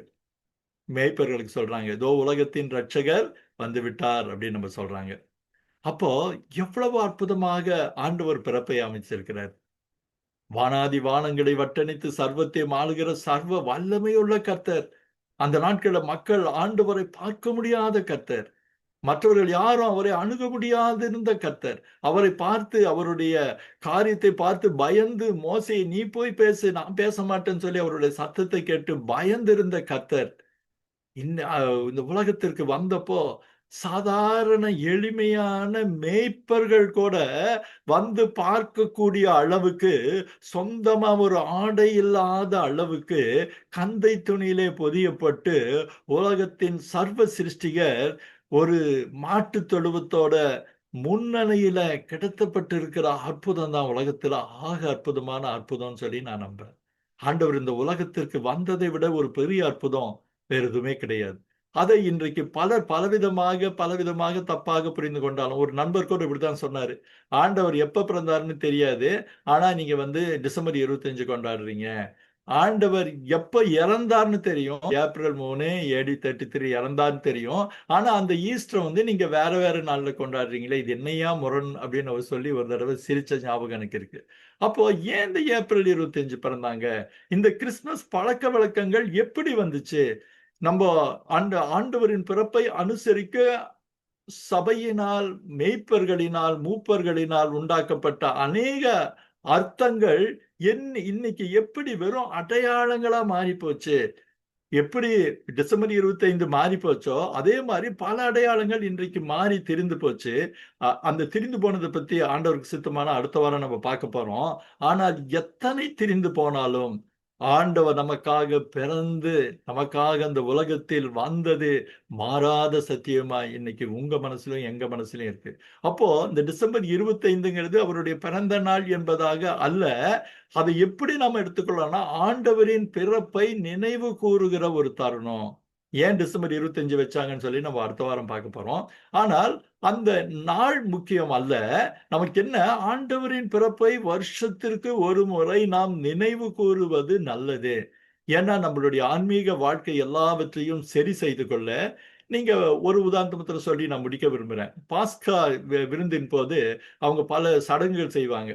அப்போ வீட்டுல இருக்க பிள்ளைகள் வந்து அவங்ககிட்ட கேட்பாங்களாம், ஏன்பா இந்த மாதிரி நம்ம பண்ணணும், இப்படி நீ இந்த ஆடையை கட்டணும், நீ ஏன் இந்த புளிப்பில்லாத அப்பத்தை சாப்பிடணும், இது பண்றப்போ அந்த பெரியவர்கள் ஒரு காரியத்தை சொல்லுவாங்க. அந்த காரியத்தை என்னன்னு சொல்லுவாங்கன்னு கேட்டா, நம்ம ஒரு காலத்துல எகிப்துல அடிமைகளா இருந்தோம். அந்த அடிமைத்தனத்திலிருந்து இஸ்ரவேல் தேவனாகிய கர்த்தர் யாவே நம்மளை விடுவிச்சார். அவளை விடுவிச்சு எகிப்திலிருந்து நம்ம புறப்பட பண்ணியதின் அடையாளமாக நம்ம இந்த பஸ்கா கொண்டாடுறோம்னு குழந்தைகளுக்கு சொல்லணும். அவர் ஆண்டவர் சொல்றார், இது தலைமுறை தலைமுறையாக சொல்லக்கூடிய ஒரு காரியம் அப்படின்னு சொல்லி ஆண்டவர் அவர்களுக்கு ஒரு கட்டளையை கொடுக்கிறார். இன்றைக்கு இந்த கிறிஸ்துமஸ் நாட்கள்ல நம்ம குழந்தைகளுக்கு சொல்ல வேண்டிய ஒரு காரியம் ட்ரெஸ் இல்ல, அவர்களுக்கு கேட்கிற விருப்பத்தின்படி கொடுக்கிற காரியம் இல்ல.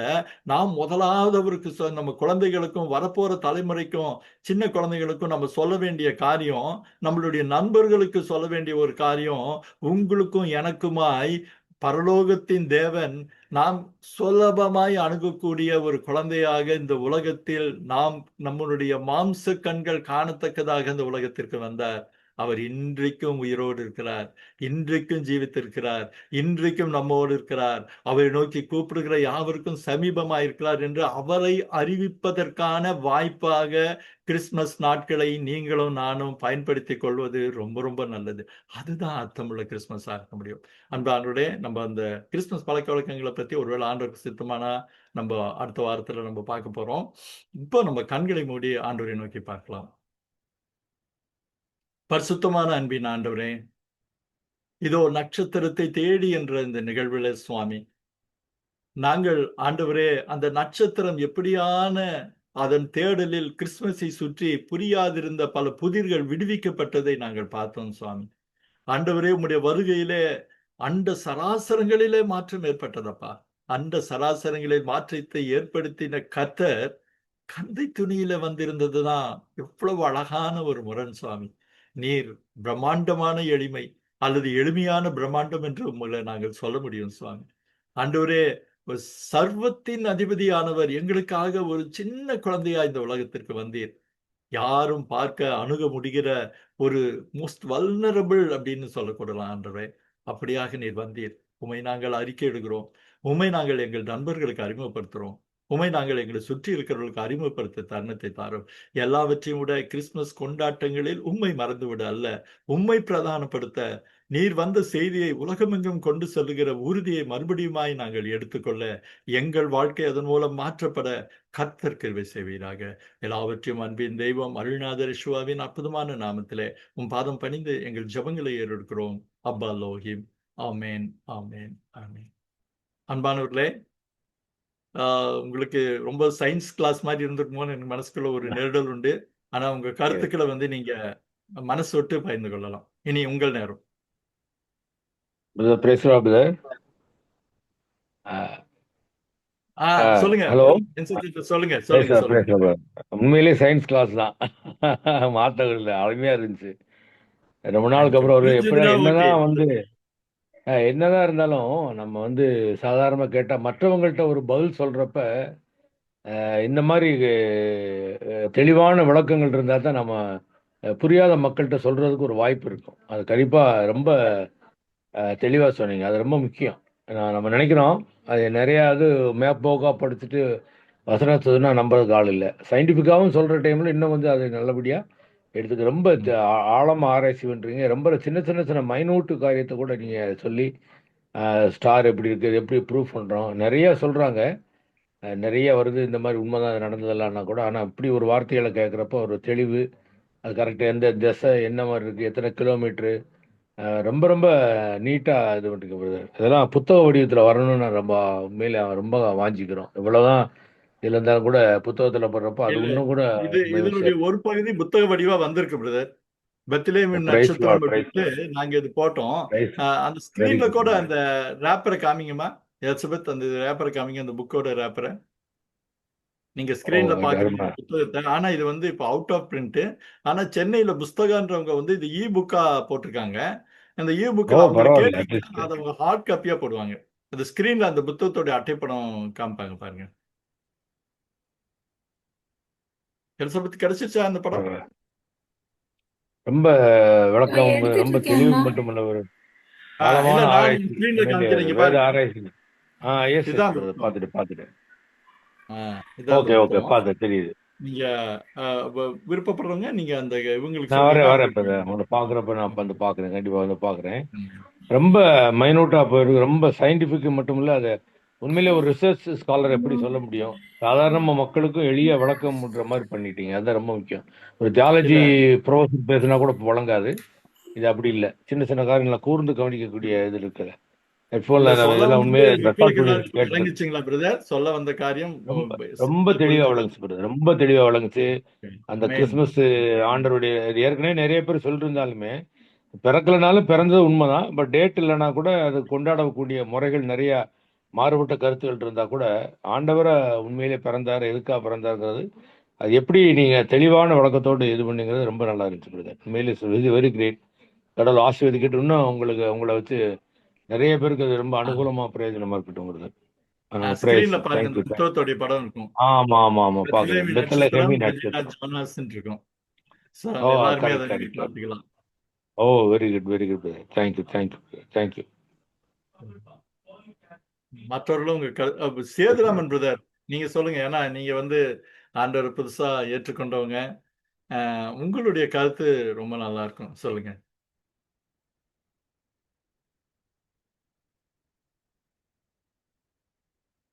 சேதுராமன் இருக்கீங்களா பிரதர்? நீங்க அவர் சொல்ற வரைக்கும் மத்தவங்க கூட உங்க கருத்துக்களை பகிர்ந்துக்கலாம்.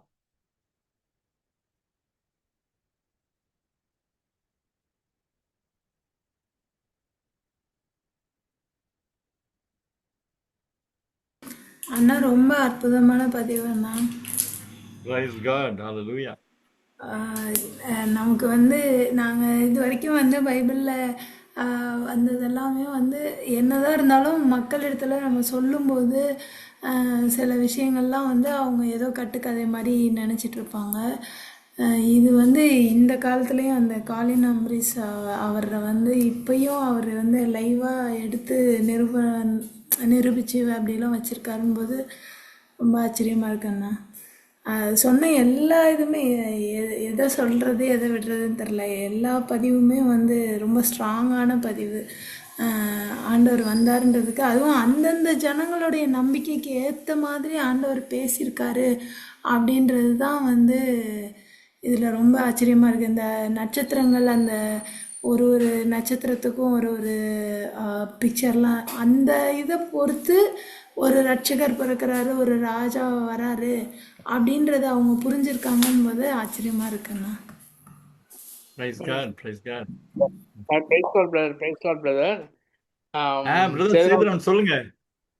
அது நான் ஆண்டோட ஒவ்வொரு மாதிரி கிறிஸ்மஸ் கொண்டாடுறோம், எப்படி கொண்டாடுறோன்றது நம்ம விளக்கங்கள் இவ்வளோ இதாக நுணுக்கமாக இப்போ நீங்கள் சொன்னது அப்புறம் ரொம்ப தெளிவாக புரியுது. ஏற்கனவே சொன்னாங்க, பட் எனக்கு இந்த மாதிரி ஒரு ஹிஸ்டாரிக்கல் விஸாக நீங்கள் சொல்லும்போது ஆண்டோட இதை நம்ம எப்படி நினைவு கூர்ந்து நம்ம இது பண்ணுறோம் அப்படிங்கிறத கொண்டாடுறோம் அப்படிங்கிறது இப்போ தான் தெரியுது, விளக்கமே புரியுது.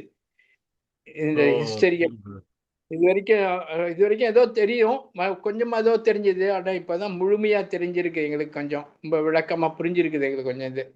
இது எல்லாருக்கும் இது சொல்றதுக்கு எங்களுக்கும் ஒரு பயன்பாடா இருக்கும். எனக்கு புதுசா ஆண்டர்கள் வந்திருந்தாலும் ஆண்டவர் எப்படி இது பண்ணாரு, இந்த நாட்களை எப்படி நீங்க இது பண்ணீங்கன்றத அந்த ஹிஸ்டரி விளக்கமா சொன்னீங்க பார்த்தீங்களா, சயின்டிபிக்கலா. அது ரொம்ப யூஸ்ஃபுல்லா இருந்தது எங்களுக்கு 2 பேருக்குமே. எனக்கும் அந்த மனைவி 2 பேரும் சேர்ந்து தான் கேட்டுட்டு இருக்கோம். ரொம்ப விளக்கமா இருந்தது எங்களுக்கு, ரொம்ப யூஸ்ஃபுல்லா இருந்தது. ரொம்ப நன்றி. இது சயின்ஸ் அளவுக்கு மீறி சேர்த்திட்டணும்னு மனசுக்குள்ள ஒரு நெருடல் இருந்துச்சு. ஏன்னா புரியறதா முக்கியம், சயின்ஸுங்கிறத விட புரியறதா ஆமா முக்கியம். ஆமா உங்க 2 பேருக்கும் புரிஞ்சதுங்கிறப்போ ரொம்ப ரொம்ப மகிழ்ச்சி. கண்டிப்பா ரொம்ப புரிஞ்சது எங்களுக்கு, விளக்கமா இருந்தது. அதுக்கு தான் இத பேசுறாங்க, சிஸ்டர் பேசுறாங்க அவங்களோட. Praise Lord brother. ரொம்ப சிஸ்டர் சொல்லுங்க. சந்தோஷமா இருக்கு எனக்கு. ஏன்னா இது ஹிந்துஸ்ல ரிஷப ராசி, கன்னி ராசி இதெல்லாம் தெய்வ வழிபாடு, வியாழன் அப்படின்னு தானே சொல்லி எல்லாத்துக்கும் ஒரு வழிபாடு மாதிரி தான் வழிபட்ட நாட்கள் உண்டு.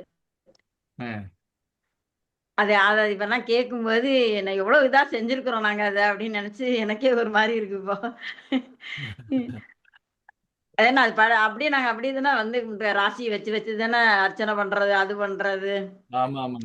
அது அதுக்கு ஒரு கிழமை வச்சு வியாழக்கிழமைனா ரிஷபம், வியாழன் ஒரு சாமி அப்படிங்கிற மாதிரி தான் நினைச்சிருந்தேன். இப்பதான் நீங்க சொல்லும் போதெல்லாம் இது முன்னாடி இவங்களா வச்சு கணிச்சதுதான் அது. அதுக்குன்னு ஒரு வழிபாடு கிடையாது அப்படிங்கறது இப்பதான் நான் ஆண்டவர் இவ்வளவு அழகா ஆண்டவருடைய சிருஷ்டித்தாங்க. நட்சத்திர மண்டலங்கள் எல்லாம் அது வானத்து நட்சத்திரங்களை பெயரிட்டு அழைத்திருக்கிறான். எல்லா நட்சத்திரங்களுடைய பேரும் ஆண்டவருக்கு தெரியும். அதுதான் அவர் ஆச்சரியம். பைபிள்ல நம்ம அப்படிதான் போட்டு வானத்துல ஒவ்வொரு நட்சத்திரத்தையும் பெயரிட்டு அழைத்திருக்கிற கர்த்தர் நம்முடைய கர்த்தர். சோ நம்ம அவருதான் எல்லாத்தோட மேலானவர், எல்லாத்தோட சிறந்தவர், எல்லாரிலும் பெரியவர். ஆமே ஆமே. அது இப்ப நினைச்சேன், அதை எவ்வளவு அழகா ஆண்டவர் வச்சிருந்திருக்கிறார் முன்னாடி. அப்படிப்பட்ட நம்மளை எவ்வளவு அழகா பிரிச்சு எடுத்துட்டாரு இப்போ அப்படிங்கிற இருக்கு. Amen amen. Praise God. Amen. ரொம்ப சந்தோஷம் பிரதர். ஐயோ தேங்க்யூ சிஸ்டர். நீங்க இவ்வளவு அழகா சொன்னீங்களே, அதே ஒரு பெரிய சந்தோஷமா இருக்கு. இந்த நிகழ்ச்சிகளுடைய ரிசல்ட்டே இதுதான். அந்த கனியே இந்த மாதிரி நீங்க எல்லாம் உங்களை மாதிரி நிறைய மக்கள் சொல்றதுதான் இதுக்கு எங்க ஊழியத்திற்கான ஒரு சந்தோஷமே. அது கடவுள் எங்களுக்கு இன்னைக்கு கொடுத்துட்டாரு. So thank you. அறிந்து கொண்டமே அப்படிங்கறத ஒரு பெரிய சந்தோஷம் எனக்கு. ஆமாங்க. நம்ம ஆராதிக்கிற தேவனை பத்தி ஒரு உண்மையா அறிஞ்சுக்கிட்டோமே, உயிருள்ள தேவன் இவர்தான் அப்படிங்கறத அது இப்ப நீ சொன்னோன்னு ரொம்ப இதா இருந்தது எனக்கு. இன்னொன்னு, லாஸ்ட் வீக்ல நாசா இந்த ஸ்டாரை உண்மைங்கிறத ப்ரூஃப் ஒரு ஆர்டிகல் வந்துச்சு. நான் உங்களுக்கு அனுப்புறேன். நான் ஆடட் வேல்யூ. ஆமா, நீங்க பண்ண ரிசர்ச் மாதிரியே தான் அவங்க சொன்னாங்க. அதனாலதான் எனக்கு அதை எடுத்து தேடி பார்த்து கிடைக்கல கம்பாரிசன். லாஸ்ட் வீக்ல இது யூடியூப்ல கூட நான் பார்த்தேன். லிங்க் அந்த link 20 years of mystery comes to end னு போட்டுருந்தாங்க. நீங்க அந்த லிங்க் அனுப்பிச்சீங்க brother. Yes brother, yes. Thank you.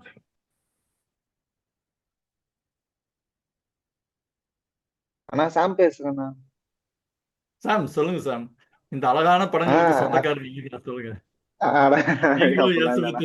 நீங்க 2 பேர் பண்ண படங்கள் தான் எல்லாம். அப்படி இல்ல, இதான் அங்கிள் சொன்னது நானும் பார்த்தேன். அந்த யூடியூப்ல கூட வந்துருச்சு. 20 years of mystery comes to end னு போட்டு நாசாவோட அந்த டாக்குமெண்ட்ரி மாதிரி போட்டிருந்தாங்க. யூடியூப்ல இருந்தது. அது லிங்க் அப்புறமா சென்ட் பண்ணலாம். நல்லா இருந்துச்சுண்ணா. இவ்வளவு டீடைலு ஹிஸ்டரி வைஸும் ஹிஸ்டாரிக்கல் வைஸ்ல டாக்குமெண்டேஷன் அவங்க பண்ணி வச்சிருக்கிறது, அப்போ சயின்டிபிக்கலாவும் இவ்வளவு ப்ரூஃப் ஆகிருக்கு. இது எல்லாமே கடவுளை தன்னை எப்படி எல்லாம் மத்த ஜனங்களுக்கும் இல்ல நம்மளுக்கும் வெளிப்படுத்திருக்காரு அவரோட இது அப்படின்றது இவ்வளவு டீட்டெயிலா சொல்லும் போதுதான் தெரியுது. இந்த சீன அரசாங்க பதிவேட்டுல இருக்கிறது, அவங்க ஆராய்ச்சி பண்ண அந்த வால் நட்சத்திரம், வாலற்ற நட்சத்திரம் கிமு 7ல வந்தது. அதை கால்குலேட் பண்ணி தான் இவங்க 2 வயசு குழந்தைங்களை கொல்ல பார்த்தது. அதெல்லாமே புதுசு. அப்போ ஏன் சத்திரத்துல இடம் கிடைக்கல, இதுக்கான இந்த பேக்ரவுண்ட் நீங்க சொன்னது எல்லாமே டிசம்பரா இதுவா மார்ச் ஏப்ரலா, நிசான் மாதம் எப்போ வருது, பஸ்கா பண்டிகை, இது எல்லாம் நீங்க கனெக்ட் பண்ணது வந்து நல்லா இருந்ததுண்ணா. தேங்க்யூ சாம், தேங்க்யூ அதான் சாம். உலகத்தோட ரட்சகர் வந்து அந்த அந்த பாஸ் ஓவர் லேம்பா வந்தது, அந்த பாஸ் ஓவர் டைம் அந்த பீரியட்ல வந்த மாதிரி கரெக்டா வந்திருக்காருன்ட்டு இருந்ததுண்ணா. ஆமா ஆமா ஆமா, அது ரொம்ப அழகான ஒரு சத்தியம், உண்மை. ஆஹ் நல்லா இருந்ததுண்ணா எல்லாமே. தேங்க்யூ இந்த சாம், தேங்க்யூ. கோள்கள் இதெல்லாம் வந்து அடையாளங்கள், இதெல்லாமே வந்து நம்ம நாட்களை தெரிஞ்சுக்கிறதுக்கு அவரோட படைப்பு உதவுது அப்படின்றது தெரியுது. சரி சரி, நம்ம ப்ரே பண்ணி முடிப்போமா? வேற யாரும் இல்லைன்னா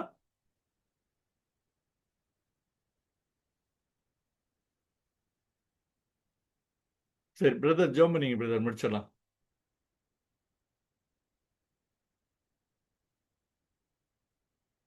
வின்சென்ட் பிரதர் ஜோம் பண்ணுங்க.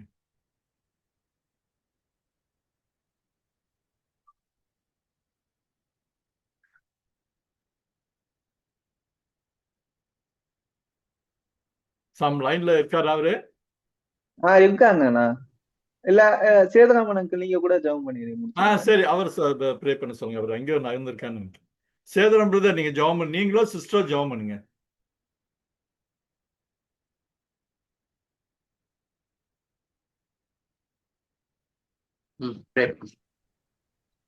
இல்லை அதிகமாக நேசிக்கிற அன்பின் பரலோக பிதாவையுமே நன்றியோடு துதிக்கிறோம் அப்பா. இந்த நாளுக்காக நன்றி செலுத்துகிறோம் ராஜா.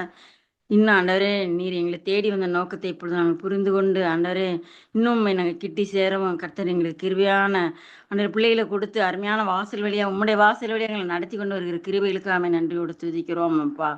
ஆண்டவரே, அறியாத எல்லாவற்றையும் அறிய வைக்கிறீங்க, அதுக்காக நன்றி செலுத்துகிறோம் அப்பா. இந்த நாளிலும் கூட ஆண்டவரே, இயற்கையோடு ஒப்பிட்டு சயின்ஸோடு ஒப்பிட்டு இருக்கிற அந்த சூழ்நிலையை ஆனால் இப்போ நாங்கள் நன்கு அறிந்து கொள்ள கர்த்தர் உதவி செய்திருக்கிறீங்கப்பா. ஆண்டவரே, எப்படி நாங்கள் ஒரு காலத்தில் அதை தேடி இருந்தாலும் ஆண்டவரே, அது தேவனே நீங்க அதை ஏற்படுத்தியிருக்கிறீங்க என்று அதை கணிக்கும் போது எங்களுக்கு ரொம்ப சந்தோஷமா இருக்கிறதுக்காக நன்றியோடு துதிக்கிறோம் அப்பா. இந்த சூழ்நிலையை கொடுத்த நேரத்திற்காக மகனை கொண்டு வந்து எங்களோட பேச வைத்த கிருபைகளுக்காக நன்றியோடு துதிக்கிறோம் அப்பா. அநேகருக்கு அண்டரை பயன்படுத்தும்படியா ஜெபிக்கிறோம் அப்பா. மகனையும் பாதுகாத்து கொள்ளுங்க. வந்து கேட்ட ஒவ்வொருவரையும் நீர் பாதுகாத்து கொள்ள வேணுமா ஜெபிக்கிறோம் ராஜா. துதி கன மகிமை அனைத்தும் ஒருவருக்கே செலுத்துகிறோம் பிதாவே. ஆமென். ஆமென். Praise God. Praise Lord. Praise God, brother. Praise the Lord, brother. Thank you, brother. Good night. Good night. Good night. Thank you. பங்கு கொண்டவங்க எல்லாருக்கும் ஆண்டவர் நாமத்தில் என்னுடைய நன்றிகளை தெரிவிச்சுக்கிறேன். நம்ம மறுபடியும் அடுத்த வாரம் Thank you. நம்ம சந்திப்போம். Good night. Praise thank you. God. Thank you, take brother. Care. God bless you. God bless you. Thank you. Good night.